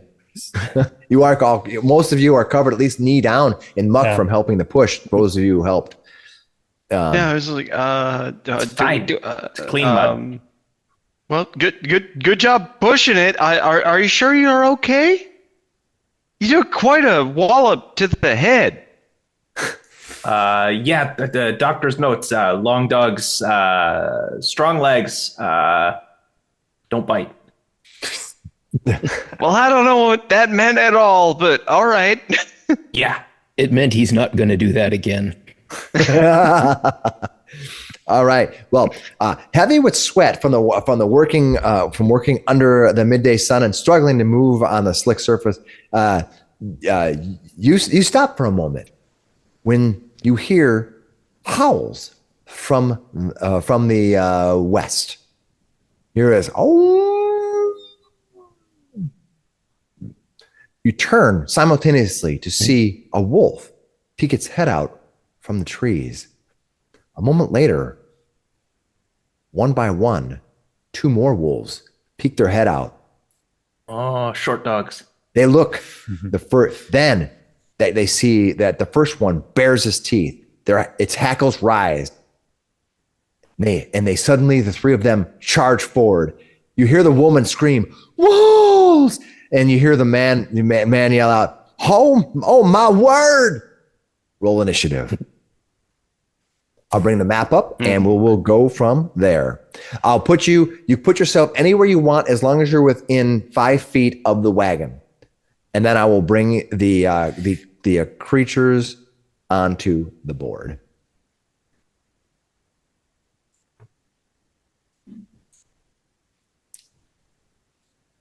Oh boy. Done that first. Yep, you can be anywhere you want as long as you're like within 5 feet of the wagon. So, Graham, you can move yourself over there. I would have been closer to the back at the time. No problem. And then we'll bring up the turn tracker, and you can go ahead and roll yourself initiative. All right, as we go through it, we see that the beginning of the round, we have Zabari. Zabari, you see these wolves. They have sort of. They sort of came through. They smelled something. Probably smelled some food, possibly some something they want to eat. They might be hungry, and they are taking off to attack. What do you want to do? Okay.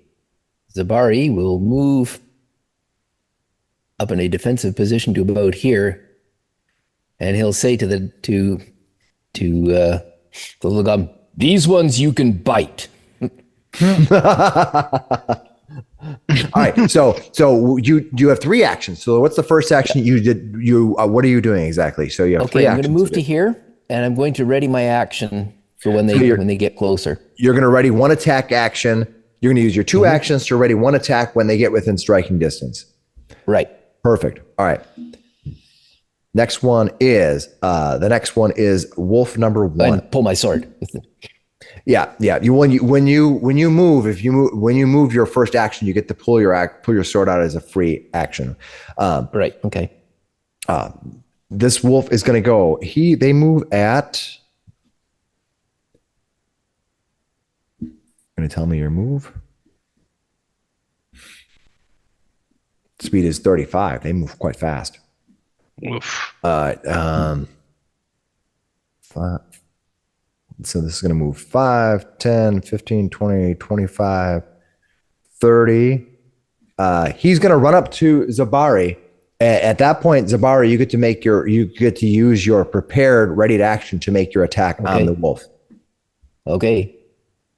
Built him with my longsword. All right. What armor class did you hit? 14? 14. Yep. All right. Their armor class is too high for that. You miss. Okay.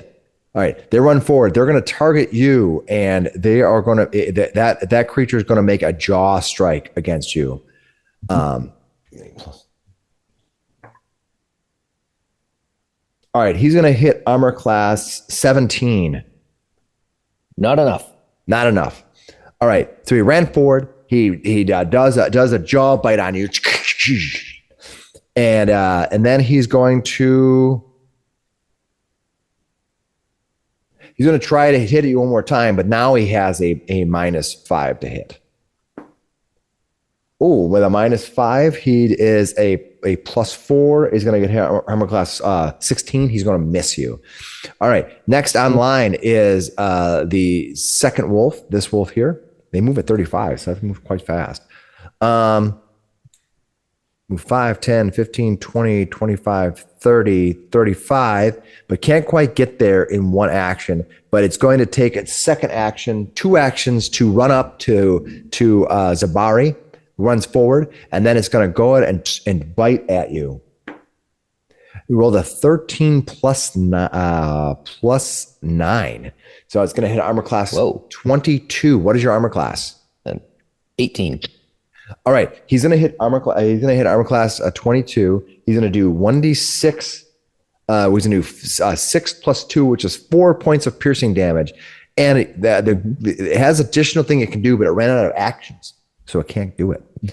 That brings us to Brannick. Brannick, you see these 2 wolves run up, and you see Zabari run forward, kind of threatening with you with his shield not quite raised, but he has a shield and his sword out. Brannick will step into his tiger stance as his first action. And as his second action, he will stride around the back side here. All right. And then he will flurry of blows. Is flurry of blows 1 action? It is. And you get 2 attacks, right? 2 attacks at map. 16 and an 8. The 16 does hit, but unfortunately that damage is only 5. Yeah, I rolled a 1 on the die. That's okay. That's all right. Let me do the damage for him. Which one did you hit? Oh, I see. The one you're flanking. Here, Yeah. All right. You hit. All right. You hit him. You give him a good pummeling and now it is Dr. Miskey's turn. Dr. Miskey shaken up from getting belted in the head, still having a little bit of a headache from that horse hitting him. A little bit. All right. I think I'm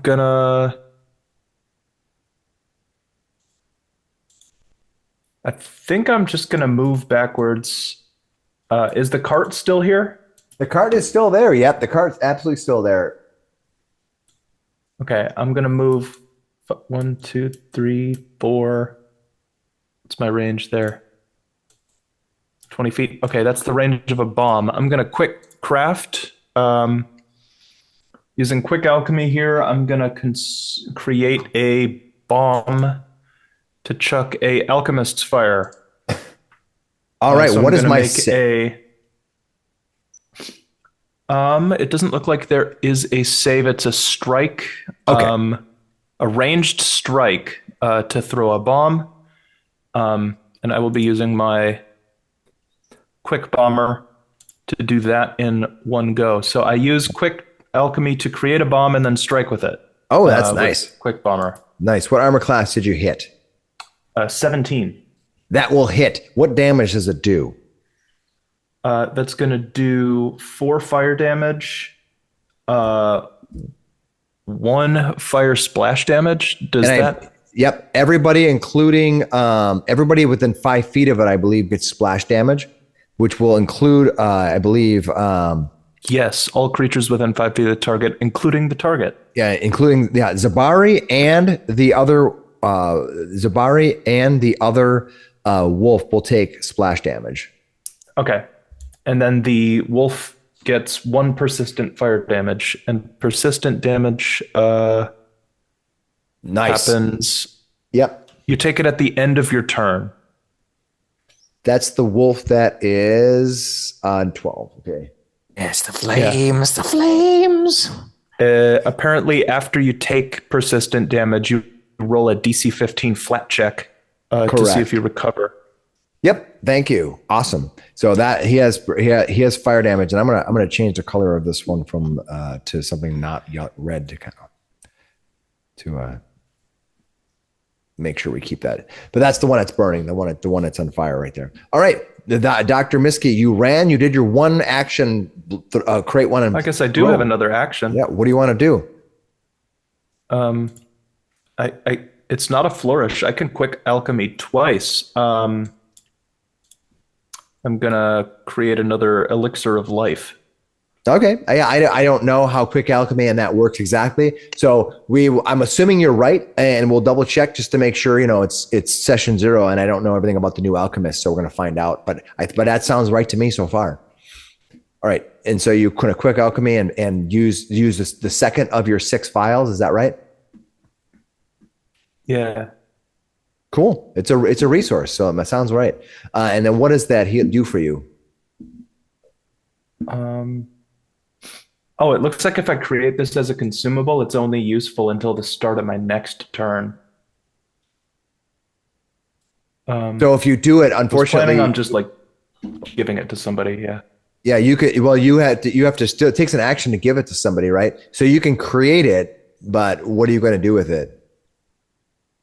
Because it won't be useful. By the start of your next turn, it'll be gone. I guess somebody can run over and take it. Tell you what, then instead of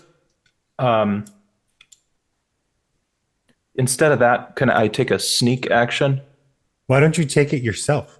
Aren't you still hurt? That takes an action to do it. He takes an action to craft it, but then he only has 1 action left, and then it'll be expired. Got it. Yeah.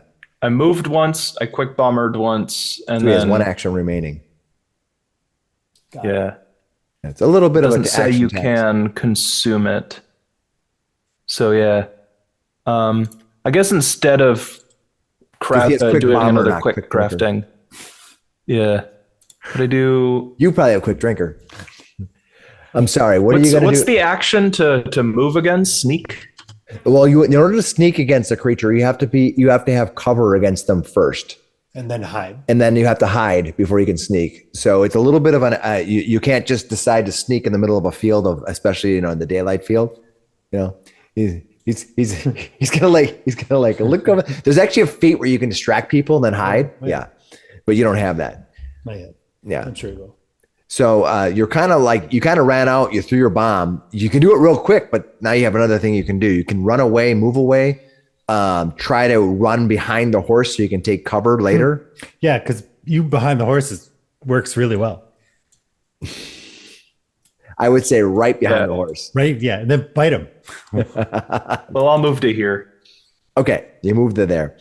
All right, the Slick Willie. You see a suddenly probably a familiar to you now, but maybe not, bomb go launched out, and one of the this particular wolf here is burning.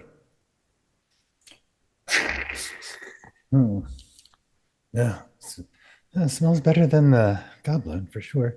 All right, he's going to 5, 10, 15, 20, and then he's going to tumble through to there to gain the panache. All right, give me your tumble through, and you have to go against the reflex, right?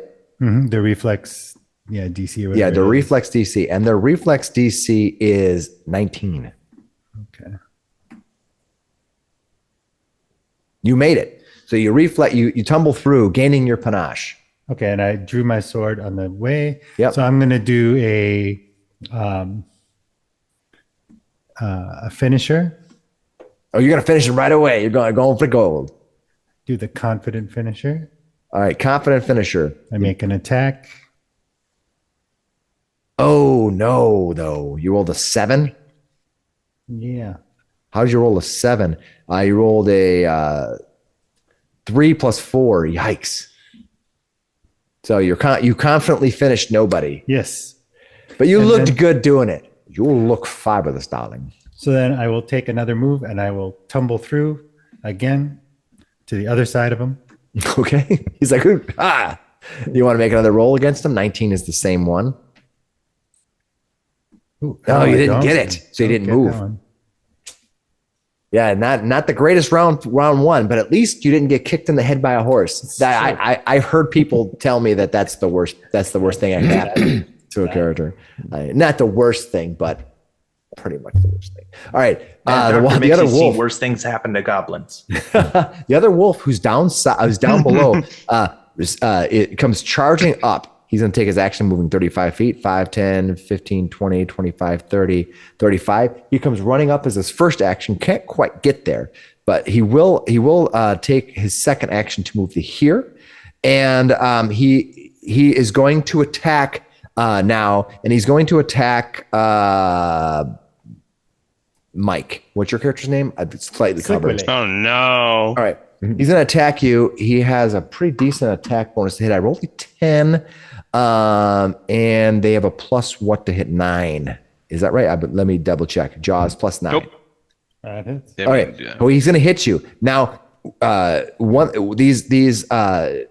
he does that, he's going to use his second action. Before I do the damage, I'm just going to go ahead and do this. But the first thing he does is the wolf strike deals an additional 1d4 extra damage to creatures within reach of at least 2 of the wolf's allies, which you are. So he's going to do regular damage, which is 1d6, 5 total damage. And then he gets to do another d4 bonus damage because he's got kind of wolf tactics. And I do 1 more point of damage too. So 6? Yeah. And then he gets to do a knockdown. So he's going to make an athletics check. Oh, geez. Against your fortitude, I believe. Double check if you want to check knockdown. I can double check real quick. We're definitely looking up rules a little bit here, just as at the beginning, just to catch what we need to do. Requirement requires it comes from Rage of Elements. A requirement: the monster's last action was a successful strike that affects the monster. The monster attempts to trip the creature. That's right. So now I'm going to make a trip attempt. And so I'll roll a D10, a D20. Ooh, I rolled terribly. So I don't think I did it. I failed. All right. So that was a second attack. So he gets to do that. Then he makes a trip attack. And the trip attack doesn't need multiple attack penalty to do that. They just get a chance to do it. And they move forward. So that is it. That means it is now Vermeer's turn. Vermeer, you got a whole bunch of animals just flying in. I know. Okay, so I am going to do 5, 10, 15, 20, 25, 30. And then I am going to cast a cantrip. All right. I am going to cast Electric Arc. So, get here. Okay, so my target here. Got it. Has to make a reflex saving throw. I did not make it. Okay, so from what I understand, it leaps to the next target there. Yep, and he has to also make a savings throw. Yes. I rolled the same. They both failed their savings throw. Okay, so you both take 2d4 damage. Oh, that's good. Roll your damage. So 4. Could have been worse, though. 4 damage. So you both take 4 damage. Yeah, that's average. That's. Yep. Yeah, it's not bad. It's not bad. All right, and that is my turn. 1d4 would be full damage. Yep. Yeah. All right. At the end of this turn, Callisto looks and says, "Felix, we have to get out of here." You see, she jumps up on the horse, and he also jumps up on the horse. On the cart or the horse? On the cart. I'm sorry. I think they're right. I think they're right. They need to leave. And you see, I don't think we're winning this. They both climb up there, and Callisto is going to use her action to grab the reins. You think that next round they're going to try to leave? I look back at Callisto. I say, "Remember me? I just met you." Felix and Callisto are desperate to get out of here. They see these horses coming. They're afraid for they see these wolves coming. They're afraid for their horse. They're afraid for the goods they have, their livelihoods at stake, and they're not going to wait around. That brings us to Zabari as the second round happens. Zabari, what are you going to do? I'm going to hit the one take this one here, and I'm going to, the one that bit me. All right, this one's got its tail's on fire. Mm-hmm. Okay, here we go then. But he bit me. He did. That's probably not going to hit. No, it does not 10? hit. No, Okay. it does not hit. Okay, I got 2 more. So remember, the second one is going to be your second Yep, attack yeah, I is know. at Yep. the map. Yeah. Yep. Stack number 2. Ooh, not good. Yep. You want to do something else other than map 3? Oh, yeah, it's getting worse progressively. Yeah. Swinging Well, that's my, wildly. Now remember, you could take an action to raise your shield, which gives you your armor class for your shield. Mm-hmm. That's something you can do. Yep. So, but you can attack 3 times if you want to. You can make one of those attacks to raise your shield because we're just learning. Okay, well, I'll do that. Yeah. So you probably want to Raise my shield. Yeah. So we'll say that your shield has been raised. By the way, if you'll notice, there's all specific Pathfinder tokens that I put at the top. So if you want to ever use any of those things, you can use those tokens to remind yourself of what's up and what's not, or where you're at. All right, that brings us to the first wolf who is not burning, and this wolf is going to switch and attack Mike. Because it makes more sense. Because it makes sense to do so. I'm not sure. Hold on. There you are. I gotta see what Okay, Mike. It turns. It's because you're in the middle of all of them, and they are pack hunters. Mm-hmm. So he is going to turn to you, and he is going to roll a 6 plus 9 is 15. It's a miss. Okay. All right. And it's going to use its map strike against you. So it's going to be +4 now. 15. That's a miss. Okay. All right. He doesn't have a flanking or anything. All right. The next one, it's going to take, this burning one's going to take 1 point of damage from being persistently burnt. And then it's going to turn and attack Mike because they are pack hunters. So the first one is at +9. Ooh, I rolled a 2. That means 11. Missed you. The map with a -5. Ooh, I rolled a 12. +4 is 16. No, but he's flanking you, so your armor class is -2. What is your armor class? What -2? 15. So he does hit you because of the fact that he is flanking you. Okay. You are off guard to him because you are flanking.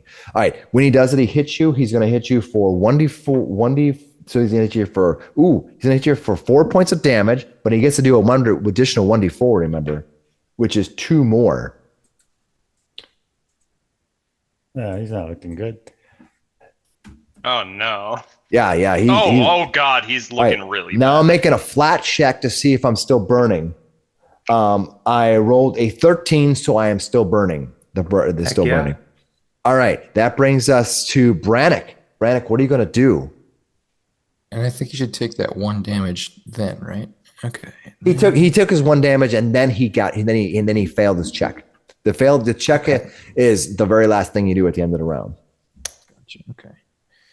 Let's see. What are you I'm just going to do a flurry on the one I'm flanking with. This one here. Got it. Go for it. So, my character screen closed out because I refreshed. Okay. So we have 1 Tiger Claw. All right, armor class 14. That I believe will, but you are flanking. Did you put flanking in the mix already, or you didn't? No, flanking's not in the mix. So you'll 15. Hit with flanking. You definitely do. 15 and then 14. So they both hit with flanking. Okay, so that's going to be 6 points of damage on that one. I don't know why it didn't give me damage for the second one. I'll just roll this button. 8 points of damage. So 14 total. 14 total. That is a lot of damage. And then that is a lot of damage. Turn and look at this one. 14. This is the one you hit, right? This is it right here. Yes. Okay. Yep. And then grappling has map, doesn't it? It does. And I believe your flurry of blows counts as 2 against your map, right? It does. Yes. You can tell by tell by the fact that it has the attack action in the tag, it'll be map. How can I try to what do I roll to do a knowledge to see if I can get their fort save? Yeah, you give me what you do is you have to give me a recall knowledge, and the creatures will have a value effectively, and so that's all you need to do. So what is recall knowledge? And it'll be a secret check on my account. So let me. I'm just gonna look up their value, so I know what it is. It's a nice part about Pathfinder 2e. A lot of the checks are on the DM. All right. So now I'm gonna roll your dice. Is it a nature check? Oh yeah. There's just the raw dice you beat. Yeah. So you guys don't know, but for this particular one, just because we're learning, what it tells you is for the wolf, it's recall knowledge, animal nature, which gives it DC. But then there's an unspecified lore and specific lore, which are lower. Mm-hmm. So an unspecified lore might be, you might have some lore about the woods themselves, or you might have lore specifically about this pack of wolves, which is very specific, and it becomes easier every time. But just with the natural roll that I rolled, you got it. So you get 1. You didn't beat it by 5, so you get to know that these are wolves, and let's see, they are. What do you want to know? Their fort save. I want to know the fort save. Yeah. Their fort save is their fort save is a 16 or plus 6. Okay. Oh, sorry. That's good. And then I think for my last move, I will step, which I can do 10 feet. 10 feet in tiger stance and get behind this one. Ha! They don't have reactive strikes anyway, but that's fair enough. The problem is that Slick Willie's they're all turning on him because they're pack hunters. Mm-hmm.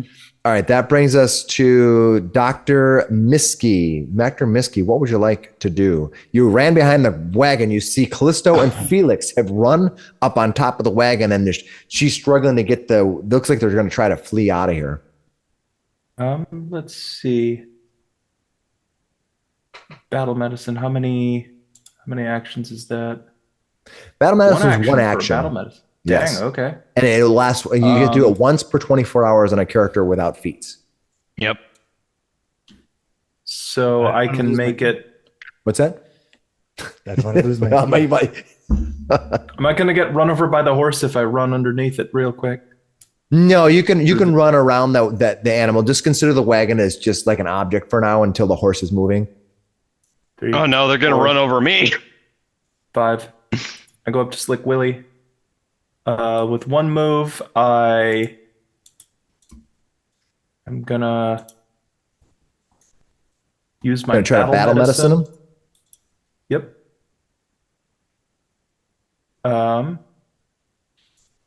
What'd you roll?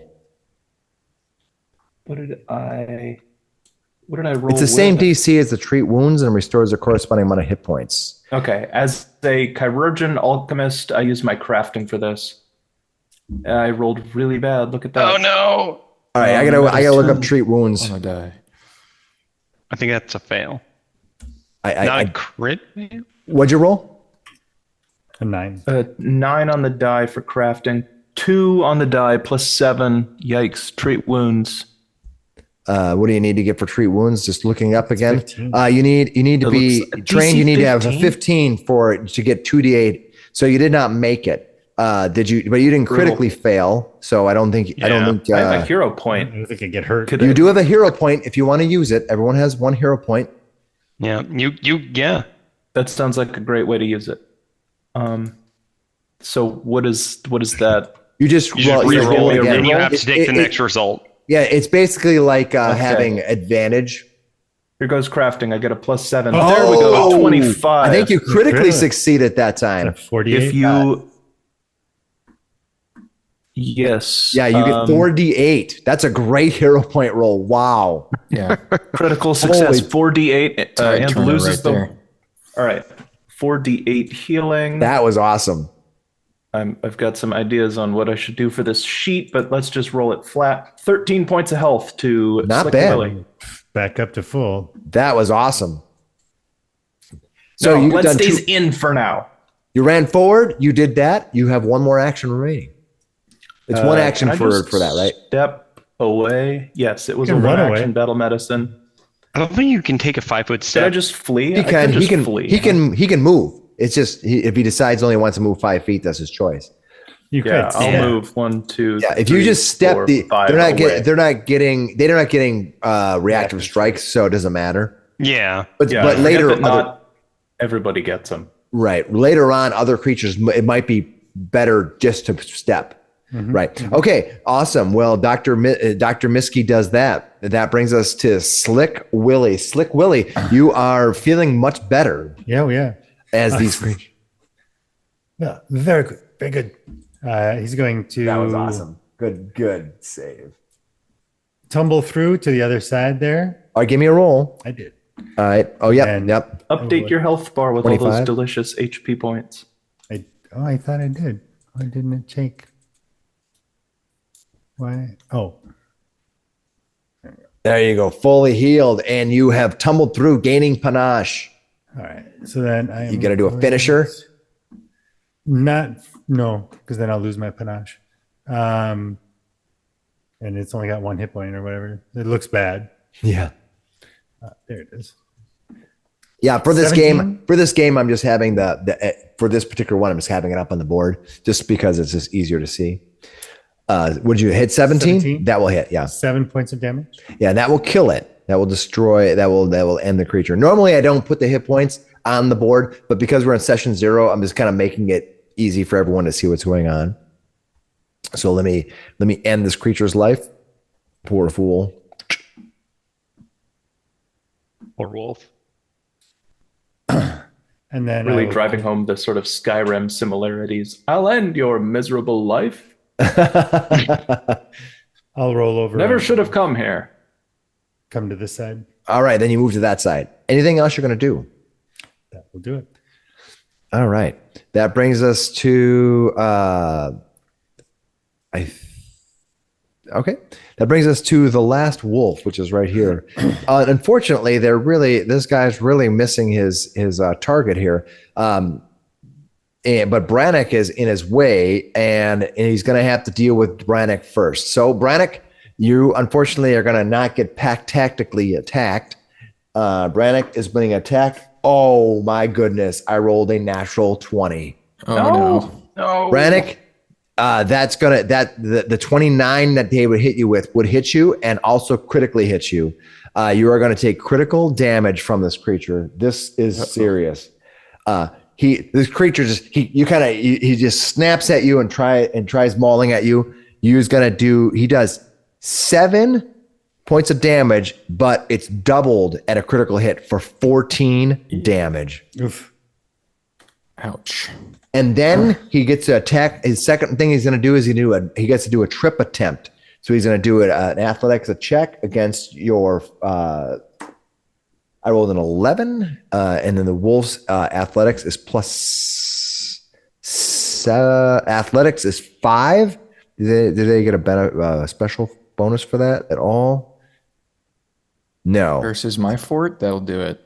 It does. So you are now knocked down. You are prone. Boom. He hits you prone. And then is going to. He runs over to here to attack. He basically bites you, knocks you down, then runs back over to the original creature they had targeted to attack. All right, so that brings us to Vilmar, Vamir. Sorry, 10, Vamir. 10, Just getting these names 15, down. Vamir, 20. what are you going to do? All right, so I am going to attack the one that just went against him with the fear spell. So Ooh. I need a will save. Ooh, nice. I pretty much DC 17. Oh, I definitely failed. Does that just affect that one creature? Just that one creature. And what they're frightened? What? How did you fail?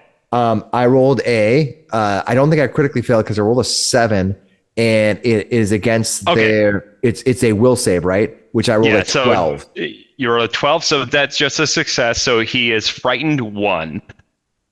Okay. And is it just last the one round? It lasts until the end of that creature's round. Got it. That's what I thought. All right, you did that. You moved. You did your 2 actions. Are you fun? Is that all you done? Yep, that's all I got. All right, you see the creature is kind of trembling. It's looking at you. It's side eye. It's almost like freaked out a little bit by what's happening. All right, Zabari, you see that one wolf has fallen. The other 2, one of them seems pretty strong, and the middle one seems slightly injured. Again, I normally don't show the hit points, but I think for this game, for the startup one, it's fine. So just for clarification, a trip attack is against the opponent's reflex DC. Reflex DC, thank you. So that's much better. Yeah. Good to know. Okay, well, I'm going to swing it. Swing at the one closest to me here. All right, go after him. Boom. Mm-hmm. Oh, that 24, that might critically hit. No, it doesn't. You're off by 1. Shoot. You're not flanking or anything. Well, so you hit him. But he does take 6 points of slashing damage. Nice. Boom. And I'm going to hit him again with my shield spikes. See what we get with that. An 11. Did you make the second? Did you make it with your second attack strikes? Remember to do that. So it means you got a -5 to your hit. But that's okay. You still missed. And what are you going to do for your third action? Third action? Well, there's nothing to lose. I'll hit him with my sword again. We'll try. -10. Third. You might get Number lucky. 3. Yeah, you might get lucky, but you're just crit fishing at this point. Not quite. All right, you could always aid. Yeah, since they're not attacking you, you're not afraid of having your shield raised. All right, that brings us to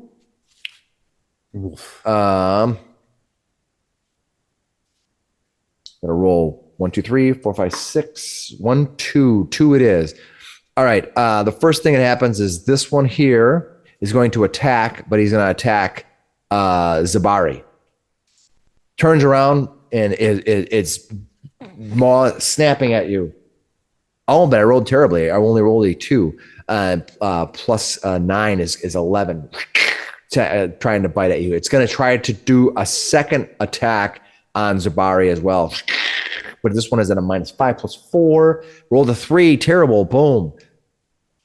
And for the last action, it is going to move. Zabari, you have a reactive strike if you want to take it. I will. It says it's going to move to here, and then to here, and then to here. He runs around. Okay. But it's action, so go ahead and make your reactive strike. Oh, no, with a 10. 10. No. So a reactive strike, you can do it whenever they stride near you. It's not.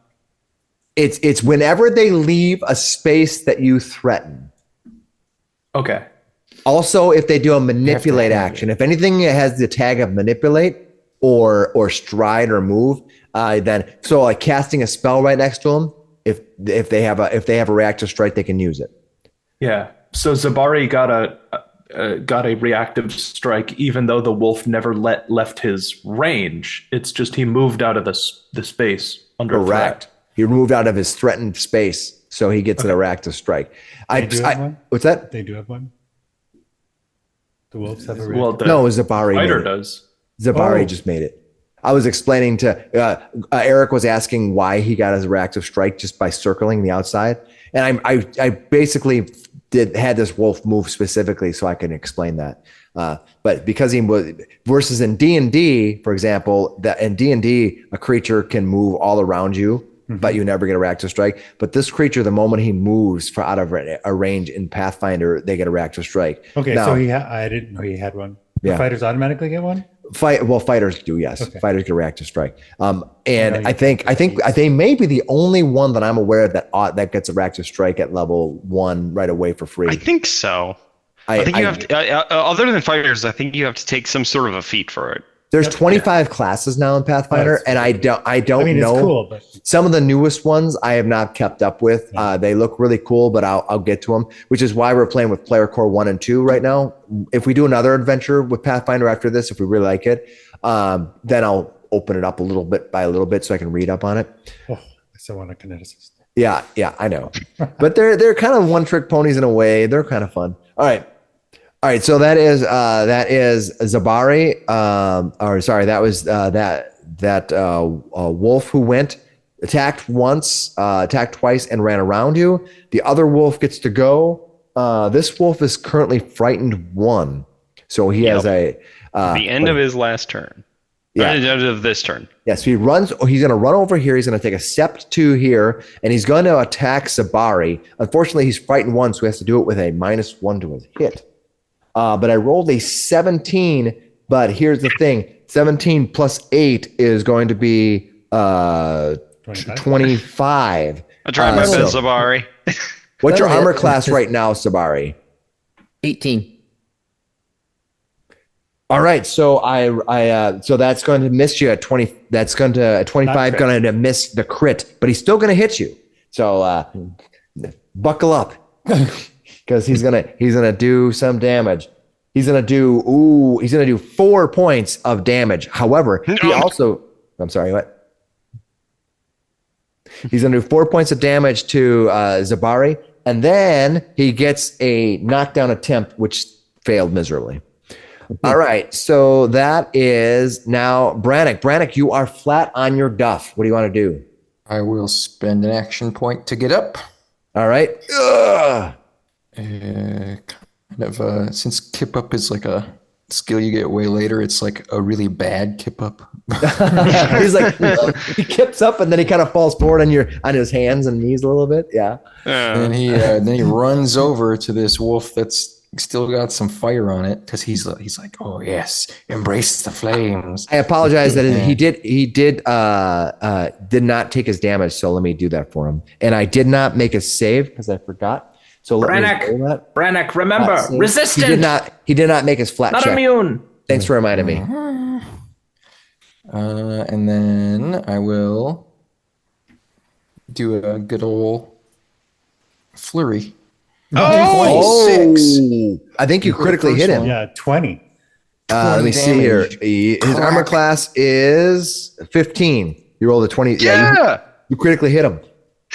Yeah, buddy. Anything special as you pummel this creature into the ground? I, with the tiger claw kind of grab, literally just grab its throat and rip it out. Nice. Oh, you're just awful. Oh, don't. Yeah. Tiger beat dog. Brannick, the dog owner, dog lover. And that'll be my turn. If you have a poodle or small dog, write a nasty message to Brannick below. All right. That is Brannick. That brings us to Doc. I'm sorry. Did you do all your moves? I thought you did. it. Okay. Dr. Miskey. Dr. Mixie's gonna Mixie. Mixie, like do? mixing a potion. He's not gonna mix a potion. I think he's probably just gonna run up and stab a guy. Why not? I'm gonna run up. I'm gonna take a dagger attack. Eek. You run forward, drawing your dagger. I'm assuming at the run. Yeah. All right. And then you're gonna stab him. What'd you get to stab him? For an 18. All right, you are flanking, which gives you a benefit.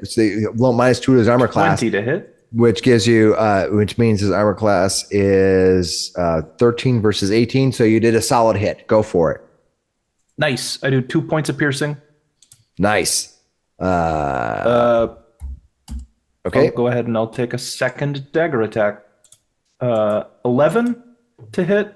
No, even with flanking With the is not plus enough. 2. Okay, his armor class is 15. So Dr. I'll let Misty, you know that. you are very bold. Yeah. Yeah, he's got 5 hit points. All right. Bad dog. All right. That brings us to Slick Willie. He's going to and do a confident finisher. Confident finisher. Whoa. You make an incredible graceful attack. 19. That will hit, and you do 5 damage. And then an additional D8 Nice. So let me bring on finishing attack. 7, 18, 20. Oh, nice. A whole one. One more. Oh my gosh. Sometimes that happens. That kind of sucks. I could have not wasted my panache and gotten 2 points of damage for precise strike. You get +2 on precise strike with when I don't use the finisher. Got it. When you're a panache. Yeah. But then I'm going to roll acrobatics, but I don't. Oh, you kind of end up staying in that spot. Did you critically fail? And you did not. No.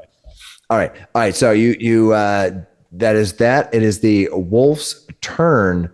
The wolf, seeing both. Wait a minute. I still have one more. Okay. I'll try and intimidate it. Didn't you try? You attacked it. You tried to tumble through, and you're going to try to intimidate it. Yeah. All right. Go ahead. It is not. It is currently frightened 1, but I'm sorry. His turn was over, so it's frightened. It's now frightened 2. Because you crit him. I critically got the intimidation. I think he's frightened 2 right now. He was frightened 1, but it rolled off after his turn. He becomes frightened 2. All right, yeah, you intimidate. Yeah, well, you might not have done it because he doesn't speak your language, and so it's a -4. So let me. I crit. What's that? Oh, that's right. Well, critting does not automatically mean that what it does. But I would have succeeded. Okay, so you would. Just want to make sure because it's because it's only it just raises up by one level. But I would have succeeded. So. Oh, because you roll a 26 -4 is 22, and I just want to make sure. Will save of 22. I'm checking. Damn. You never know. That's a fierce wolf. Yeah. They're fine. Yeah, there you succeeded. So he's frightened too. I gotta look. I know. Maybe this guy. I'll rename this guy Hardy Wolf. Hardy Wolf. Brave Sir Wolf. The other one was Nancy Drew. Wolf. All right. That was who is that? Was that Slick Willie? That was Slick Willie. I apologize. Now this guy is this is the guy. So now he was frightened 1. He's now frightened 2, and it is his turn. All right. So that means he is going to. The only one who gets a reactive strike is going to be Zabari. So Zabari, he is fleeing. Zabari, you get a reactive strike on him. Okay. Hit him. 17? Oh, 17 is going to hit. because he's frightened. Okay. Well, he almost would have. He could have actually critical, but not quite. How much damage do you do to this creature? He takes 5 points of slashing. Nice. He's going to take his 5 points of slashing. And you're going to see he's going to triple move as he moves 5, 10, 15, 20, 25, 30, 35. He runs down to there as one action. And then he runs 5, 10, 15 into the woods. Mixie holds his dagger up and gives a goblin bark. Yeah, yeah, yeah. All right. All right, that's him. And then it is now Vamir's turn. Do you want to go pursue him into the woods? No. He ran away. Vamir is going to just rejoin with his crew. Like, I think we got him, guys. Sharp dog, not so stupid. All right, you do that, and you see that this group, as you are doing this group here. Let me get this the right group here together. You see that this group moves. Let's see if it's going to actually do it for me. Nice. Nope, they just ran. They ran off. You see the wagon take off. There you go. Oh, well, all right. Bye. You see them, just the whole wagon is just taking off. They use all three of their actions to flee into the area. After all. Unless there's something else you want to do, we can drop out of initiative. I look at Sick Willie. I'm like, what did you say to them? Zabari will look at the teeth marks in his arm and just go, ow.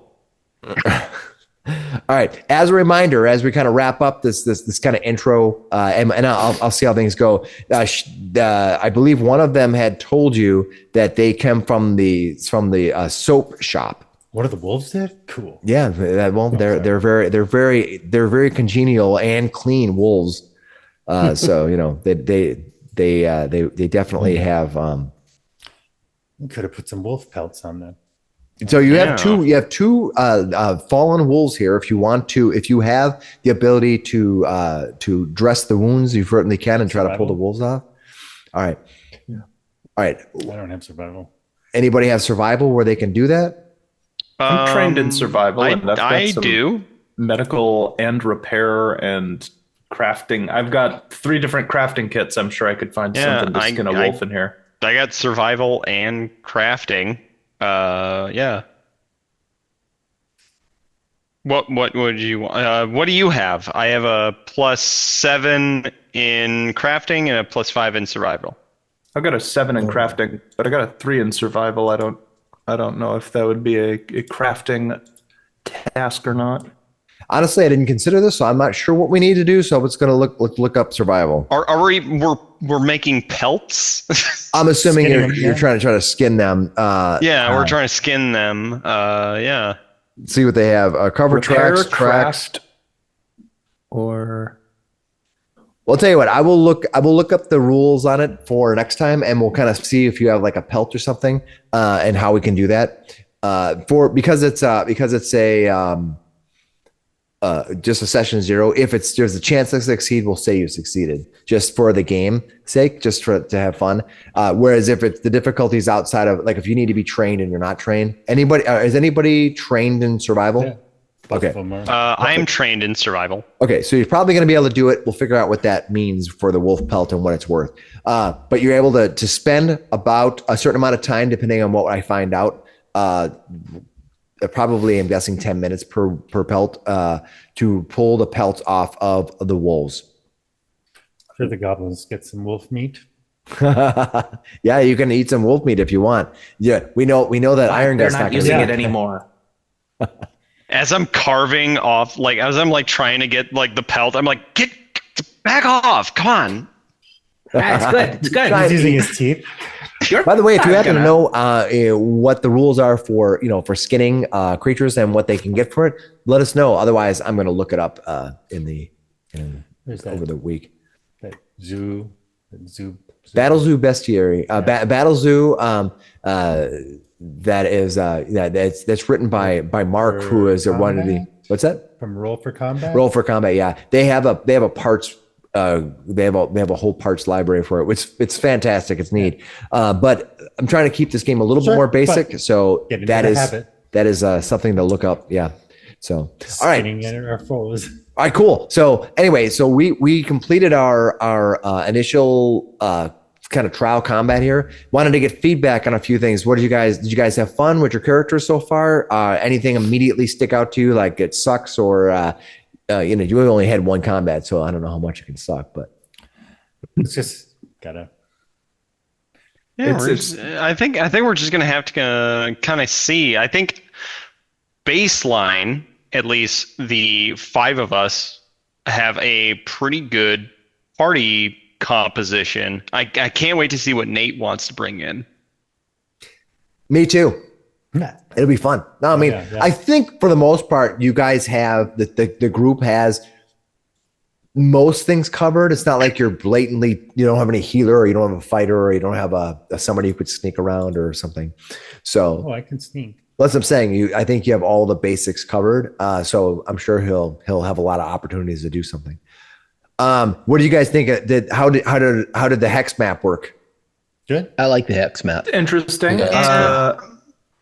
It's completely fine. Everyone has welcome their opinion. We're gonna need We're gonna need a standard reference to go off. I'm sure there's areas of effect in here for hexes, but it's just going to be a little bit of it will act it'll act the same way, because the emanations and area effects are always based on a range from a point.